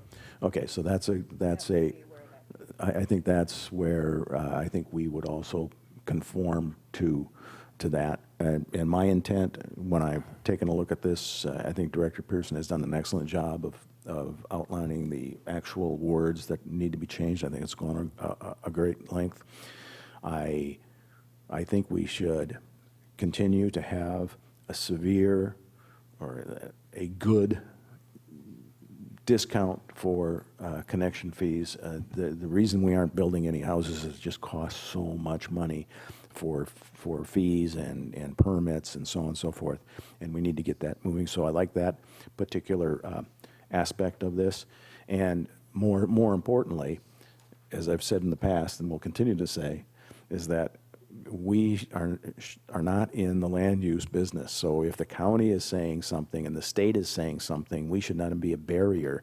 We shouldn't be describing how many square feet a house will be or what kind of materials are used or anything else. We're in the water and sewer business. So anything we can do to make the language, I particularly like the very last comment that was put on the proposal, and that is that if there's any language in the CCSD Municipal Code section that conflicts with the San Luis Obispo County Affordable Housing Standards, the county standards will prevail. And I think that is really almost all you'd have to say. But so if the county is saying their growth management ordinance isn't restricting us, then we should also say that the issuance of the declaration that we will serve water to such projects, should be allowed outside of our moratorium. Director Pearson. Okay, let me give you an understanding of where I'm coming from. This was brought to me basically by the Chamber of Commerce, and a lot of the businesses here, especially the hotels, motels, and restaurants, are having a hard time hiring people, okay, because they have to travel so far to get here. What we have is people that are actually running vans back and forth between Santa Maria and from Paso Robles to bring in labor to man the hotels, motels, and the restaurants. We currently, our current code is kind of is restrictive in what we can do for affordable housing. We're restricting it only to the lower income bracket. That's 3 brackets of affordable housing as described by the council and by the county. So we're restricting the developers in what they can do and what kind of housing they can build and then sell. And by doing so, we basically eliminated that possibility. The only people that can build and they don't make a profit, obviously, are the nonprofits. And we've had, I believe, we've issued, People Self-Help has had letters to serve issued to them like 4 or 5 years ago, but they can't come up with the money to build the units. They'd like to build, I think, 16 more units on Schoolhouse Lane, but they can't do it because they don't have the money. When will they get the money? We don't know. So right now, we're kind of standing in the way of affordable housing in Cambria. And if you look at the housing that's available for sale today, there's really nothing that falls into the affordable bracket. And if there is something that falls into the affordable bracket, what we've generally seen here is that house is bought and knocked down, and a nicer home is built, or the house is knocked down and the water meter is moved to a more desirable lot and a house is built there. So I'd really think that it would behoove us to get some more affordable housing built in our community and allow some of these people to come in.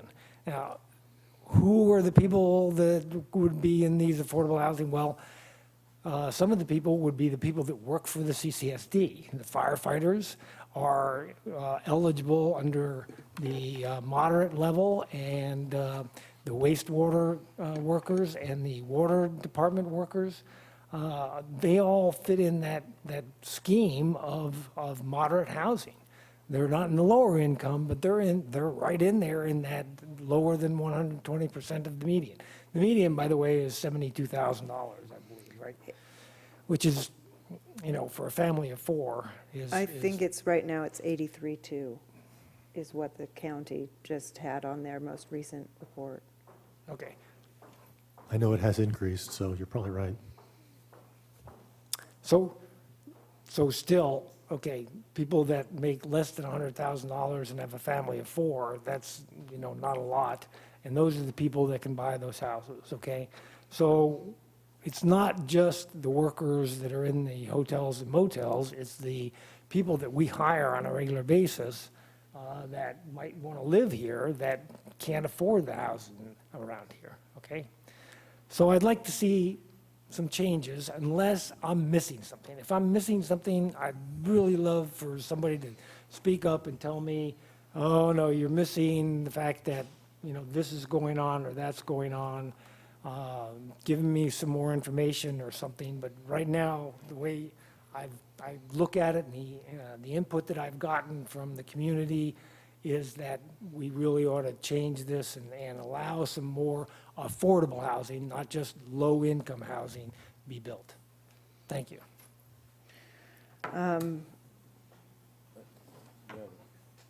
Oh, I have a request to speak from Christine Heinrich.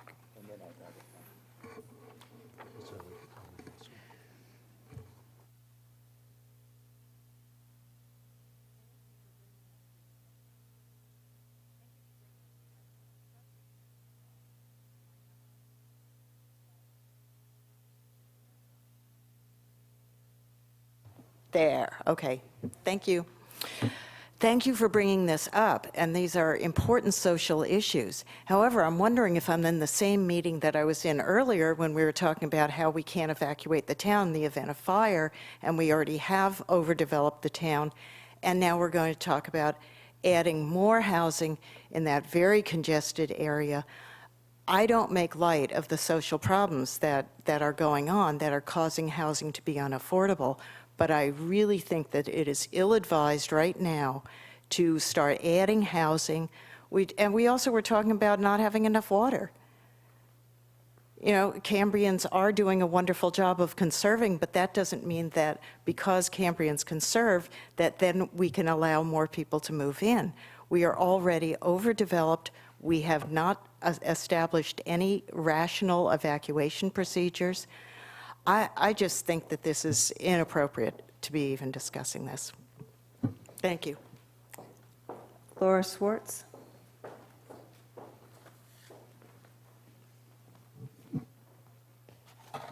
Yes, hello, Board.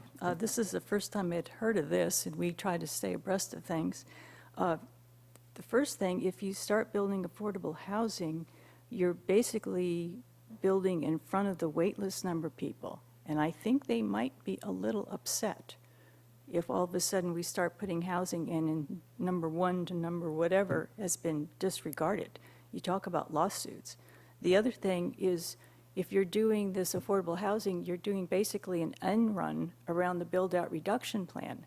How does that figure into this whole thing? Because we're not supposed to be doing any kind of building for the EIR until a build-out reduction plan is in force. So you're doing, the waitlist people are going to be upset. The BR people would be upset. I mean, we spent 21 months discussing this, and you can't just start building and not take that into consideration, in my opinion. And again, for the fire thing, we just saw a thing on the video that said, we're building in the WUI areas, and we're putting more and more houses in forested areas, and that's causing our panics. So putting more people in the forest, cutting out the waitlist people, and not addressing the build-out reduction plan at this time. I mean, I have sympathy for people, but again, maybe the employers could have buses. I mean, a lot of people take buses, public transportation, but those three things that I mentioned, it just seems that they're not being considered at this time. Thank you for your comments. Director Berenger. Just quickly, everybody says, gee, you know, this person that works for the CCSD, they should at least live here. And even though some people are well above the median income, they can't even find places to live. And if you have a in order to have a medium income or a workforce project, you have to have low income involved too. So you will guarantee that you're going to have some low income housing in the mix. Right now, we have none, and our action can let us have some. And when I looked at the affordability, and I looked at the workers, and I looked at the salary schedule, as soon as you start getting above, you know, a water operator, anything above that, John Elchin wouldn't qualify, and a lot of people wouldn't qualify. Let's get some low-income housing in the mix, and I think that this is an opportunity to do so.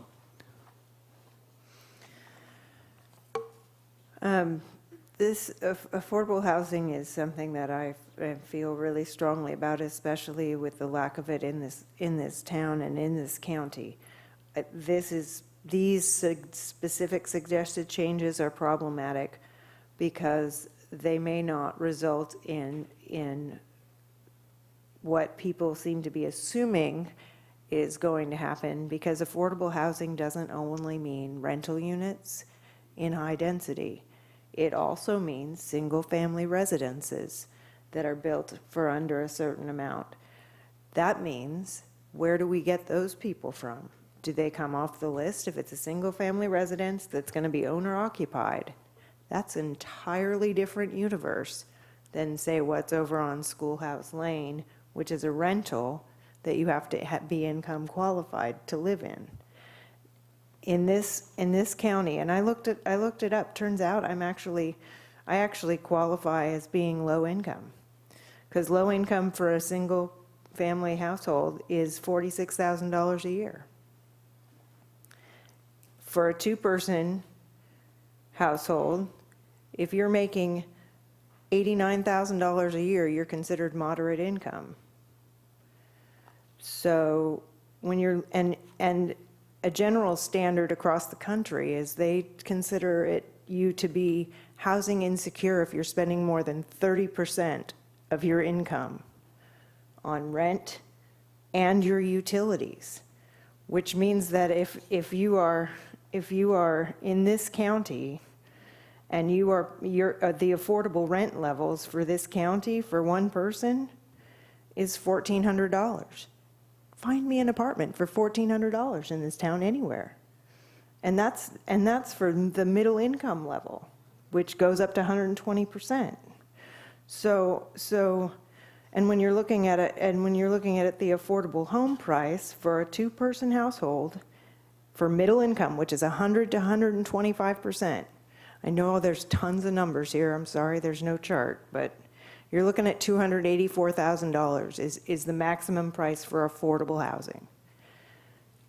If we want to do this to provide more housing that is at a level, I mean, $1,400, that is way more than 30%, and that doesn't include utilities. So that's way more than 30% of what I bring in. So I don't even consider that affordable.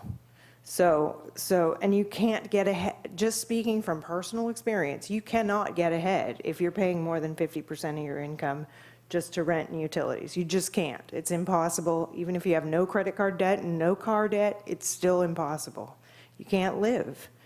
So I think it's laudable. I think we need to be clear about whether we're talking about high-density housing that will become rental housing, or if we're talking about single owner-occupied. That's a different universe. This county it's been determined in the California Housing Package of 2017 this county has to have, for any development over a certain size, it's required that they have to have at least 50% that are available for lower moderate income of any project over a certain size that's going to be built in order to get to the streamlining. And there's a new penalty, $10,000 per unit, for a county that denies, for unjustifiable reasons, approval of a new home that is going to be lower moderate income qualified. But lower moderate income qualified is really not that much less than actually building a house that isn't affordable, because although the housing isn't affordable, what is counted as affordable is still very high. So I would be concerned. I have some of the same concerns expressed by both speakers regarding water use and the level of water use that exists. I definitely think affordable housing needs to be addressed. I don't believe this is the way to do it. This is the way to get us deeper into a problem with other things not getting done. If we change the standards to include the moderate or middle income, I think what you're going to end up having is people on the wait list saying, I'm building an affordable place, and then they'll want to build. And because it's under a certain threshold, that we would not be able to say no because of if the county's going to give them a permit, we'd have a hard time saying that we can't fill another 5 people in town based on how much water we have. So I think we'd be in a jam and leapfrogging over what we need to be doing in terms of getting everything in place. Do we have a huge number of people clamoring to get affordable housing built? People self-help, you said they didn't have the money. It's not because they have to pay our connection fee. They've already paid their connection fee, haven't they? Yeah. I don't think so. I think they did, so that if it got changed. I think you're right, they did, and we gave them their refund already. Oh, we refunded it? No, half was refunded. Okay. Under our code, half is refunded. Okay. But I don't think they have the money to build a project at this point. That's what we were most recently told. But we can't do anything since they've already paid their connection fee. We're not the ones that preventing them from building. No, I think it's just delayed. So making these changes doesn't change that. That one project will go ahead whenever they Right. end up with the money, but they've had these letters to serve for 4 or 5 years now, and they still have done nothing. So I think we would it could be another 5 years before we get anything built. And maybe what we need to do is do it as it has to be built by a qualified nonprofit, or it has to be in some way structured so that, because I think what's going to happen if we open up and delete these things about at least a half an acre in size and change the lower, because I mean, it doesn't even include very low income, at all in our current. Very low is included in low income, and extremely low. Oh, yeah, that's right, and extremely low, which is just for anybody who cares to know. Very low income is the annual income for one person is $15,000, which would make affordable rent $404 for a studio, and the affordable home price for a studio at that level is $39. I don't know how you build a house for $39. I think even a tiny house would cost more than that. But I'm just saying that there's more considerations, especially including what do we do with the wait list people if people are going to come in and do single owner occupied under these thresholds. We could end up with some difficult issues. I'm going to stop there. I'm glad to talk to anybody in the public who wants to talk to me about solutions for this, because I definitely think that it needs to be solved. I don't think this is the threshold that will solve the issue. Director Farmer. Thank you. It's unfortunate, to how we've evolved in these times that this seems like I love this town. I've lived here 32 years. but somehow the sense of community is slowly being fractured. The fact that fewer and fewer members of the service community can afford to live here is a real bummer. And then I don't even know how else to word it. I feel badly for these people who, the restaurant and the motels and the people that clean the houses, they're an important part of what keeps this community going. And there are so many complex issues that have already been discussed to deal with this issue that it seems like it's a serious conundrum, and it's too bad. And I have no solution other than this is what the American dream has evolved to. I do want to make one comment. I just want to read some words of Vice President Beringer. It seems like a long time ago at the beginning of this particular discussion when he said, the reason we aren't building any houses. Now, all I know is I do a lot of walking in this town. I do a lot of driving in this town. And to say that we're not building any houses in this community is not a statement of fact. I see houses being built in this town all the time. And that's all I have to say. Thank you. I just want to toss this out there. In California, the third most expensive state in the U.S. as of 2013, a minimum wage worker must work 129 hours in a week. That's 3.2 jobs to afford a two-bedroom apartment. It's not us, it's not the county, it's not the lack of building, it's the overall economy and the fact that real incomes have not gone up as fast as property values and rents, just flat out. And unless we solve that problem, which is way outside our authority, that it's always going to be a problem here because this is a desirable area to live in, and so the demand is high, and that makes it more expensive, unfortunately, for those of us who are apparently low income. Director Pearson. All good discussion, all good points. Thank you. I really enjoy the input. I would like to table this and bring it back next month to allow the community to give us some more input and for the staff to do a little bit more research on how we could or could not do what we want to do. Again, to echo Director Beringer, we're being more restrictive than the county is. And the county is the people that are supposed to be, dealing with land use. And so I'm not sure that if a developer really wanted to build a affordable housing type units, that they couldn't go to the county and get approval anyway, okay? I don't know that we would be able to stop them from doing that with our ordinance because the county is going to overrule it. But in any case, I would really like us to look at what we can do to make it a better ordinance that will allow us to have more affordable housing here in Cambria. I do agree, and the time is right since the housing element goes from 2015 to 2019, and so they'll be updating their levels of affordable housing in the county and their entire housing element for planning purposes. So the time is right for doing this.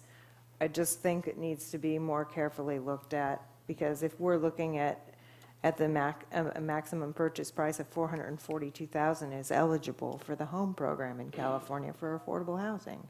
So we need to be clear about what is our purpose for doing this change, so that we have the findings under our belt. Because I'll tell you what, the county might give them the go-ahead if we give them a letter of intent to serve, and they move forward through the county process. I can guarantee they're not going to make it through coastal without us having serious findings that say this is why we're doing it this way. And we don't want to give some builder, whether it's high density or not, we don't want to give some builder false hope that they're going to get through a process because we don't have a strong foundation behind why we're making the change. Director Wharton? I was just curious as to Director Pearson's comment of they could go to the county, we can get overridden. Why would we want to make somebody do that? Why would we want to fly in the face of the county that way? Why not be a partner with the county and have our codes match theirs? If they're the ultimate land use, why not take the chance right now to go ahead and do that? Why are we going to fly our flag in front of the county and say, you tell us what to, I don't know. That wasn't my intention, was to do that. I think that what we need to do is we need to come up with maybe some compromise in between that allows us to meet what the county is doing, but at the same time, meet the needs of the community at the same scope. I think I don't know. I'm not sure how we do that, but I think more discussion is needed before we just charge down the road. Director Barron. Yes. One thing that's pretty clear is that the value of something is based on supply and demand. Diamonds aren't worth anything except there's a low supply, so people pay more for it. Similarly, in the housing situation, what we have in Cambria is we have people that will demo a house, pay them, they will take a $300,000 home, demo it, and yes, build another house. But it's supply and demand. So we don't have people the community isn't growing, and the value of the homes is artificially high because it's worth something if you can demo it.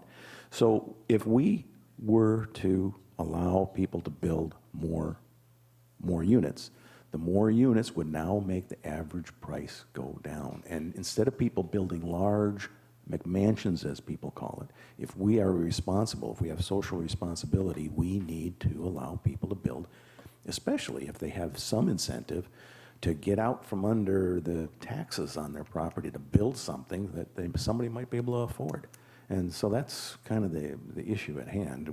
And I see no reason why we wouldn't adopt just the one thing. If our ordinance is not in conformance with the county ordinance prevails. We could do that today. And potentially, even at 50%, instead of $20,000, we'd get $10,000 for a connection fee. And I do understand what Director Rice was saying, is that, if somebody's going to be owner-occupied on a 50-foot lot, again, that's not what the county's looking at either. The county is looking at people that are developing packages of units. And I don't know whether the county, in fact, maybe district council doesn't know either, but if the county could have somebody put an affordable home on an individual lot, owner-occupied, I don't know if that would qualify or not. It'd be something to investigate. Can you repeat that? In other words, could somebody say they wanted to build an affordable house for owner occupancy? They're retired, and could they use that to the affordable housing thing? Could that work for them? These are affordably restricted under agreements for 30 years. So if they met the qualifications, the income qualifications, possibly. Mm-hmm. Okay, interesting. And we do have a speaker. It sounds like Director Behringer was almost describing a black market on the meters, an artificially created black market. I think that you could end up having some issues with that. And because we don't have land use authority, having it in ours says that we would give a letter of intent to serve if it meets these affordability criteria, including that it's either high density or owner occupied or whatever restrictions that we would put, because the thing that would stop them from being able to build something we would prefer that wasn't built in this town, the only thing that we can do is keep them from having a complete application because they can't get a letter of intent.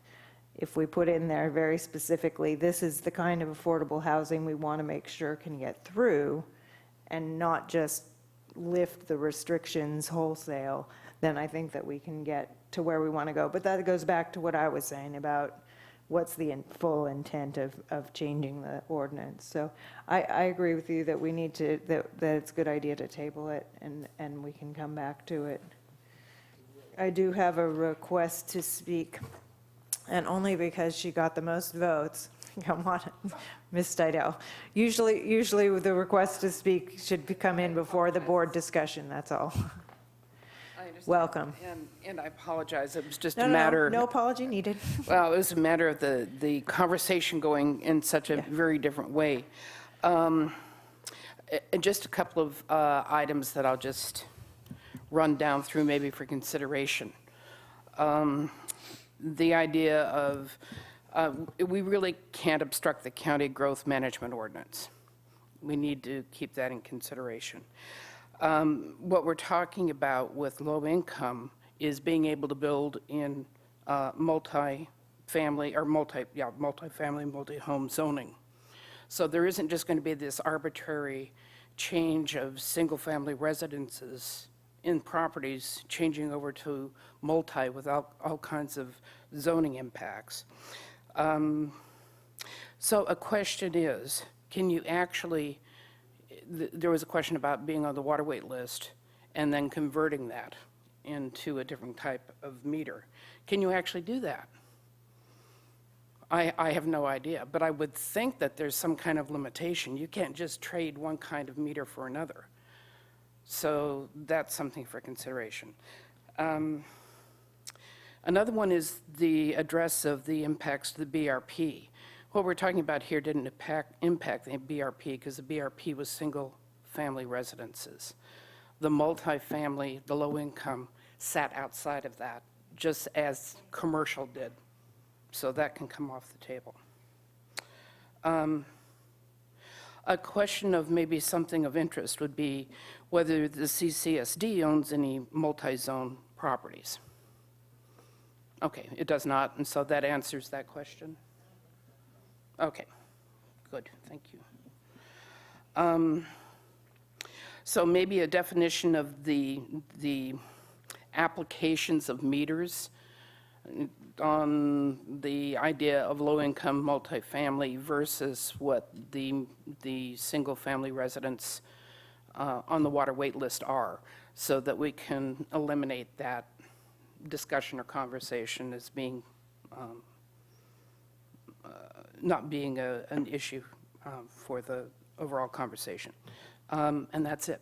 I just wanted to get a few questions out on the table for consideration. Thank you for bringing Thank you for your time. Do we have a number of how many meters are allotted for? 57, I thought that was the number. Yeah.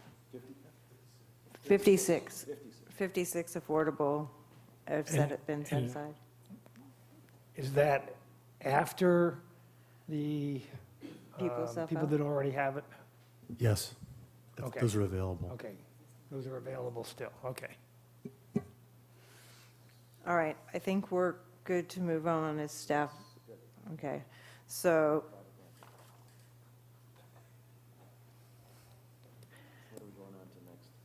Board member, committee, and liaison reports. All right, we're going to start with the end, apparently. We're going to start with the president's report. First thing is I went to the San Simeon Community Services District meeting last night. Bruce Gibson was there. I went because Dan Williams recently resigned from their board. He was serving as chair. And they did talk about the Coastal Commission meeting, which I reported on at our last board meeting, and which I think is why Supervisor Gibson was there as well. There's not really anything new. They're continuing to work with coastal staff, and I made them aware that our board will be taking it up at some point once we've got it. We understand what's happening with all the different staffing changes that have been going on, and with our permit for the CDP being up in the air and at coastal still trying to work through those issues. I did not, because this board did not authorize it, I did not congratulate Dan on behalf of the board, but I did say on behalf of myself, and I think he served that community well, and it was nice to see him get recognized. Speaking of which, I have recognition for 2 board members that this is their last meeting, unfortunately, with us, at least sitting here at the dais. I don't think that either one of them was terribly interested in having a big cake or celebration. But there is, Monique and I just made a little, not even a big one, so you don't have to do much with it, but it just is a certification of appreciation to Jim Berenger with sincere thanks for 8 years of service to our community. And to Aaron Wharton with sincere thanks for 12 months of service to our community. There's cupcakes, but I didn't bring enough for y'all, so sorry, that's gonna have to. Cut them up. Cut them up, okay, yeah, we can do that. Communist. We can share. I don't have any further report from the president, so let's have the infrastructure report. I'll just give brief, very brief things if Director Farmer wants to include a few things. A lot of discussion went on about what the committee is going to look like next year, and I think that's going to be the responsibility of the new board. There was some discussion that we have one committee that includes the Finance Committee and having infrastructure as a subset of that particular meeting, whether a director should be actually on the board or just be an ex officio member. I think Don Howell agreed with that potentially being the way that it would support. We decided not to make any recommendations to the board as a whole about renaming the SWF. And we have a meeting at the end of the month on the 28th, the day before the Finance Committee, and the agenda for that is quite brief, and we're just trying to make sure that we have things, if there's anything that, from an infrastructure perspective, that the Finance Committee should be aware of, we'll discuss that and forward it on to you. Director Farmer, if you have anything to add to that? No, not really, and Vice Chair Dean, as well as Committee Member Howell are in the audience if they'd like to make any further comments.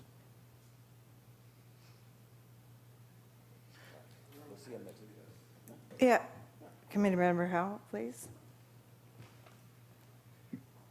My memory may not be exactly correct, but it seems to me that the Infrastructure Committee did in fact adopt a motion to be passed on to this board. Now, correct me if I'm mistaken.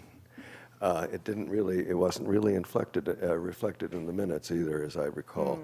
We did, as I believe it was a motion that was seconded, that we recommended that the committees, well, specifically the Infrastructure Committee, but would presumably apply to the Finance Committee, be extended to 7 people, excuse me, 7 community members with one board member as an ex officio member. And that was a motion that was passed, and I just wanted to be sure it was brought forward. That is our recommendation. Okay, I see that in the minutes. Oh, okay, thank you. And I tend to concur that having the structure looked at with the 2 new board members is probably, no offense to Director Wharton or Director Berenger, but going forward, are you on a committee? Do you have anything that you'd like to give some input on? Okay. Okay. That's fair. Maybe just wait until the new board is seated and go forward that way. Okay. And then I just had one, it looks like also the committee is advising the board that there's no need to make an official recommendation at this time regarding the naming of the SWF. And then in the minutes, it says, Mr. Gresham's provided keep track information to the committee, and it says attached, but I don't see that, so. No, I think that was, she meant attached to the minutes, not necessarily the board packet. But this is the minutes, isn't it? I do appreciate these minutes, by the way. The committee minutes being in the board packets is helpful for me. I think it was attached to the committee In the agenda packet. packet. Got it. Thank you. Thank you. All right. Then, Finance Committee report? Yeah, we continued to work on different policies. We worked on the debt policy, we worked on the budget policy, which I believe we'll be able to have finished at the next meeting and brought forth to the full board for their December meeting for that one. We're going to be also working on the reserve funds and on the vehicle policy. We'll open that at the meeting on the 29th. For those of you who have not attended one of those out in the audience, they're very good meetings. We get a lot of public input, a lot of good discussions happen. So Thursday, the 29th, 10 a.m. Here at the Vets Hall. We're also going to have on that agenda an update on 2 grant programs that we've already applied for to see where the status is on those 2 grant applications for the district as a whole. There are other grants that the fire department has applied for, but we got the update on those today, so we won't be getting those. But please come and join us on that. Other than that, I don't have anything unless President Rice does. Oh, it's a great working committee. Then I think we can move on to, Pros update? oh, Yeah. please, pros update. They discussed the Cambrians for Aquatics. I'm not sure if that's their exact title, but that's just how I refer to them. Discussed a pool out at Shamel Park, and they were discussing relocating from the school because the district would have to run a sewer line from Main Street into the school grounds, and that was going to cost them about $800,000 to $1 million to install that pipe. So they looked at other locations. They put up a couple of plot plans over Google Maps for possible locations of either on the opposite side of where the pool is or where the pool currently is, and expanding that and kind of realigning the park. Both look like good plans. I think county's behind both of them. Then Gail Jenkins from the Chamber of Commerce brought forth a plan for bicycles. There's a company, it escapes my name right now. Zagster. And they're going to be placing some hotels have sponsored bike racks to be placed around town. They're looking at maybe the next to the skate park as being one of them. And you go in, you pay with your through an app on your smartphone. It gives you a code, it unlocks the bike from the rack, and then you ride it around, then you place it back at whatever rack you feel. And they come in and they do all the servicing on everything. They move bikes around, so if everything's down there in the East Village and we need to bring some to the West Village and Moonstone, this company comes in and takes care of all that. And I think that's going to be a great way for people that maybe don't own bikes in town to get around and see the town in a different way, and for tourists to get around and maybe relieve some congestion on the streets when it gets a little heavier. Nope, they're bicycles. Yeah. Director Farmer. Thank you. So last night I attended the Forest Committee meeting. Two ladies, Ms. Hoskins and Ms. Gale, spoke at the beginning in public comment about the concern up in the Lamert area for the bundles of wooded debris that is up there, and they're they were alarmed that overnight, when some of them were lit on fire and burned, that the next morning they got up and they still saw them smoking, smoldering, and even flickers of flame coming out. So there was some concern over that. So there was I'm going to say probably 10 to 12 people from Lemert who came to the meeting. I'm not going to elaborate on the various comments they made or solutions that they offered. The other thing that happened last night is that there was election of new officers, same people in the same positions, with the chair and the vice chair and the secretary and the treasurer, and they know who they are, so I won't mention their names. They don't have big egos about it. And also Paul Nugent. Paul Nugent was elected to the board as well. And Rick Hawley is going to be doing a presentation at the January Forest Committee meeting on all things forest. So just to let you know about that. And with regard to the Friends of the Fiscalini Ranch, they rescheduled their regular monthly meeting to their annual meeting with regard to goals and objectives, and that's going to be this Saturday, so nothing to report from there. Thank you. Thank you for those reports. Are there any further? Director Wharton. If the board will indulge me, I'd like to read what's most likely to be my last statement to the community as a member of the board. This will be quick, I promise. I do speak fast. I'm going to read a statement from Dan Crenshaw, who's a former Navy SEAL and a Republican representative-elect from Texas. I felt his statement was very applicable to our town with just a few modifications. The past few weeks have been unusual for me, to say the least. Campaigning for the CCSD, I was hit by sudden and blinding spotlights, yet I have no complaints. It was not so bad as the other challenges I faced in life. I'm not here demanding an apology, but this does make the allegations, the false and misleading statements acceptable. It doesn't make those acceptable. I didn't comment on those statements because I didn't want to fan the flames. The situation played itself out, but now what? Does it suddenly mean that both sides will get along and live in utopian harmony? Maybe this election was a tiny step in that direction, but I am not naive. As a community, we still have a lot of work to do. We need to agree on some basic rules for civil discourse.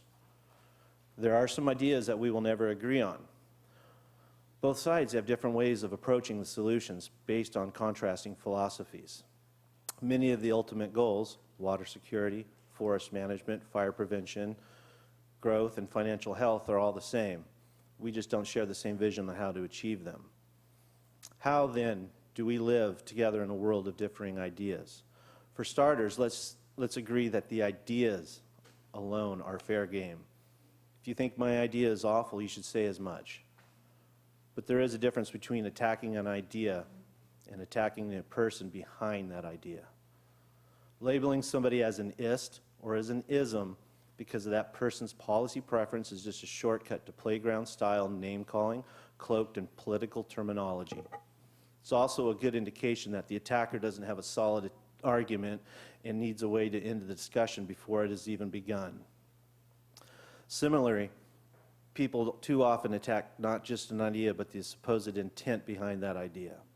That raises the emotional level of the debate, and it might seem like it strengthens the attacker's side, but it's a terrible way to make a point. Assuming the worst about your opponent's intentions has the effect of demonizing their needs, removing the need for the sound counter-reasoning and fact-based argument. It's not a good environment for the exchange of ideas. When all else fails, try asking for forgiveness or granting it. And to those that made statements against me, I forgive those people.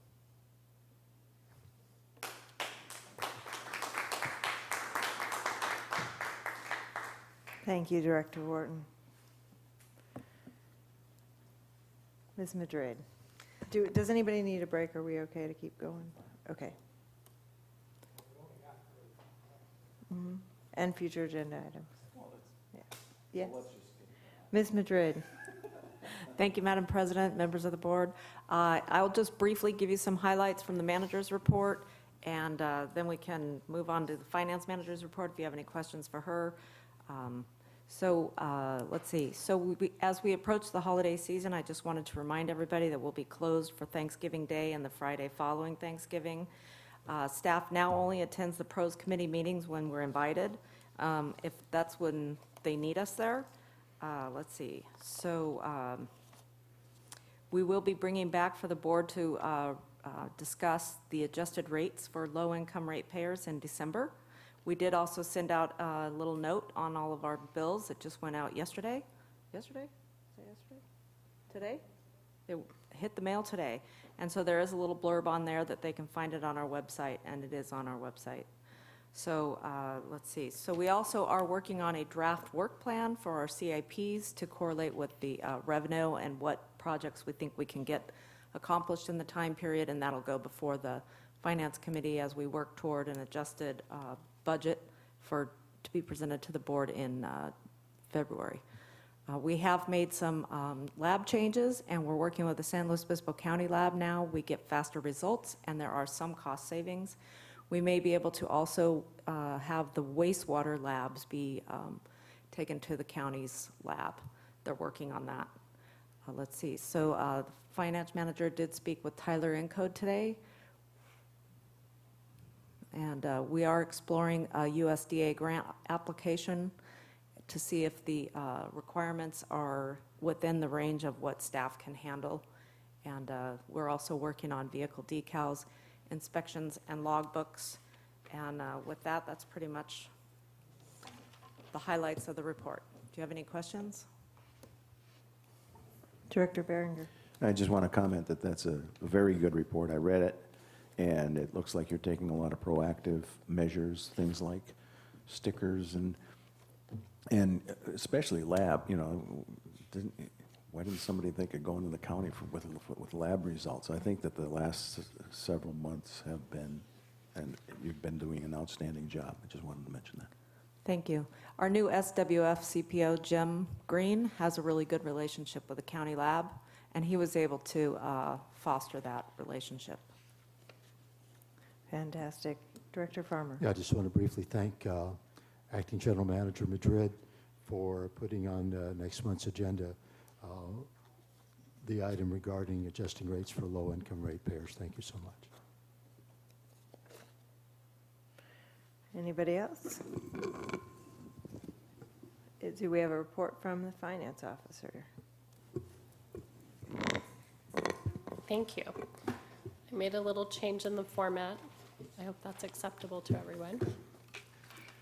So we do not have the expenditure report. I mentioned that last month due to the timing of this meeting, and it also, this month being a billing month, we cannot close out our system to make that data available to us. So in next month's meeting, you'll receive the October expenditures as well as the November expenditures for your review. I did speak to Tyler Technologies this morning and got about an hour and a half overview of what we can begin to expect, a little bit of information on the modules that are included in our software package. It was very helpful for me. I also did pose the question to them about doing another amendment to the contract to push out the date of our first payment. So they are going to explore that within their company. When I talk to the implementation person that will do the general ledger module, she would need to run that through the senior president of the company. So they're going to discuss that over the next few days and get back to me with their decisions. So at this point, we're anticipating we have to make that $30,000 payment December 1st, but we'll see what happens over the next few days. Update on the audit as well, the annual fiscal year audit for 17-18. The auditor will be on site on Tuesday, November 27th to begin the audit. And I'm guessing that would be about a 2-week turnaround time for him to be out there in the, doing all of his field work. He'll be out there the Tuesday, the 27th for sure. And then he talked about some time the week of December 1st to do most of his field work. So I'll just keep you updated as, those events unfold. Okay. Are there questions? Director Farmer. No, this isn't a question, and it doesn't relate to the finance manager's report, so if anybody else has a comment on that, then I'll speak afterward. No, go ahead. I was just jokingly commenting earlier when I was saying about the fact that there were election of new officers for the Forest Committee, and I said, well, they don't have any big egos attached, so I'm not going to mention their names. And I realized when I think about the fact that it's the Forest Committee, one of the beautiful natural resources that make this community, and I think about Crosby Swartz, the chairperson, Laura Swartz, the treasurer, they were reelected. Vice Chair Joe Ellen Butler, who's also involved with Friends of the Fiscalini Ranch, and of course Christine Heinrich, the secretary. They're all passionately involved with the Forest Committee because they care about the forest, the natural, like I said, the natural world around us. And I didn't want to demean their efforts every month and what we all wind up discussing. And so I just wanted to mention that. Thank you. It's also helpfully, Sorry. even if they don't have egos tied in, it's good for the community to know who they should talk to. Right. Thank you. All right, future agenda items. I just want to put on the table that December is the month that we are usually electing officers, and it's usually right at the beginning of the meeting. Bringing this up because it might make more sense to have it be at the end of the meeting, because I'm preparing the December agenda with the vice president, at least right now, until he's out of office, which is the beginning of December. The person who's going to come into the presidency would then be running a meeting. They had no hand in putting the agenda together. We don't have to decide that today, but if any of you has thoughts on that. It was a weird process the first time I was president to run the meeting without having had the more detailed discussions that go on during the agenda prep. But just a thought to put in your brains for next month. I think the rest of the agenda is pretty full already. So, but Director Pearson. There were several things that we delayed at, like the August meeting and stuff like that. So if staff would go back and look and see if there were some of those that we said we'd do by the end of the year. Yeah. And make the president and vice president aware of those. We have that list too, yeah. I've Good. got a list going of those. And the other one is. But please send anything that you feel like is really critical, but Right. they've been keeping a good handle on that. The other one that I want to bring up is there was some miscommunication between the board and John Ellers about the Pocket Park. He is actually the one that wants to buy the Pocket Park, not the Historical Society. And he's the president of the Historical Society, so the communication was probably Got it. his fault as much as anybody's. But in any case, we need to invite John back, I think, and have him in front of us and explain why he wants to buy it and what he wants to do with it, and then we can decide how do we go forward in getting an appraisal or something on that piece of property, I guess, first, right? Yeah, okay. But maybe we can do that in December, maybe we push that off till January, depending upon time. Right, So. and I want to echo that fact. Director Barron. I did hear, I did look in the minutes, and sure enough, it turns out that when it was first brought up, Director Farmer automatically and likely connected the two, the Historical Society and John as an individual. And if it's an offer to purchase, I think that goes into closed session first, but he mentioned to me that the package was just returned to him like, this isn't true, or go to pros or something like that. And I think the most appropriate thing would be to, if it is in fact an offer, that it it shouldn't be returned to him. If it's him as an individual, we should consider it just as much as we would anybody else. So isn't that correct, that an offer to purchase is something we would negotiate and would go into closed session first? Normally you would, yeah. Okay. So that's my suggestion, rather than him make a presentation. And the issue of an appraisal, I think when we first discussed it, an appraisal would cost more than the value of the park. And he mentioned, and I think it's true, that a reasonable offer to a willing seller is sometimes can forego an appraisal. We are a public agency, though. We can't have a gift of public funds, so it should be considered in closed session. And I That's think my- we have to offer it to public agency first or something. There right? are some additional Yeah. requirements in getting a conformity report as well. Ms. Madrid? I did meet with Laurel Stewart, and I did ask her to prepare some sort of a list that outlines what it is that they're really asking and what their priorities are based on, they still are looking at 2 properties, the They being Old the Dog Historical Park. Society? Yes. Okay. And the Center Street Park, and they do intend to have infrastructure, water and sewer hookups, which Okay. I didn't realize they were going to have that until 2 days ago when I met with her. So they have some interesting options that I think the board will want to consider, but I think I did ask her to go to pros first. So if you don't want that, I can contact her and just have her give it to us. I think pros is the right place. to go. Just a quick question before we close. And I've got a future agenda Yeah. item real quick. Not that it's new, I want to make sure that this affordable housing program, we're kicking it down the road, but we don't want to kick it off of December, right? So that. so we're not I gonna- don't know that we have enough time before the agenda, the December meeting, because that agenda is already really packed, too. But I think our agreement. How about we make a motion, and then we'll have a board majority? I move that the affordable housing program be discussed in greater detail in December. Second. So moved by Vice President Berenger, seconded by Director Pearson. Let's have a roll call vote. Vice President Berenger, Aye. Director Pearson, Aye. Director Wharton, Aye. Director Farmer, Aye. President Rice. No. That passes 4-1. I'm happy to talk to anybody else after we get done with the meeting about why I voted no.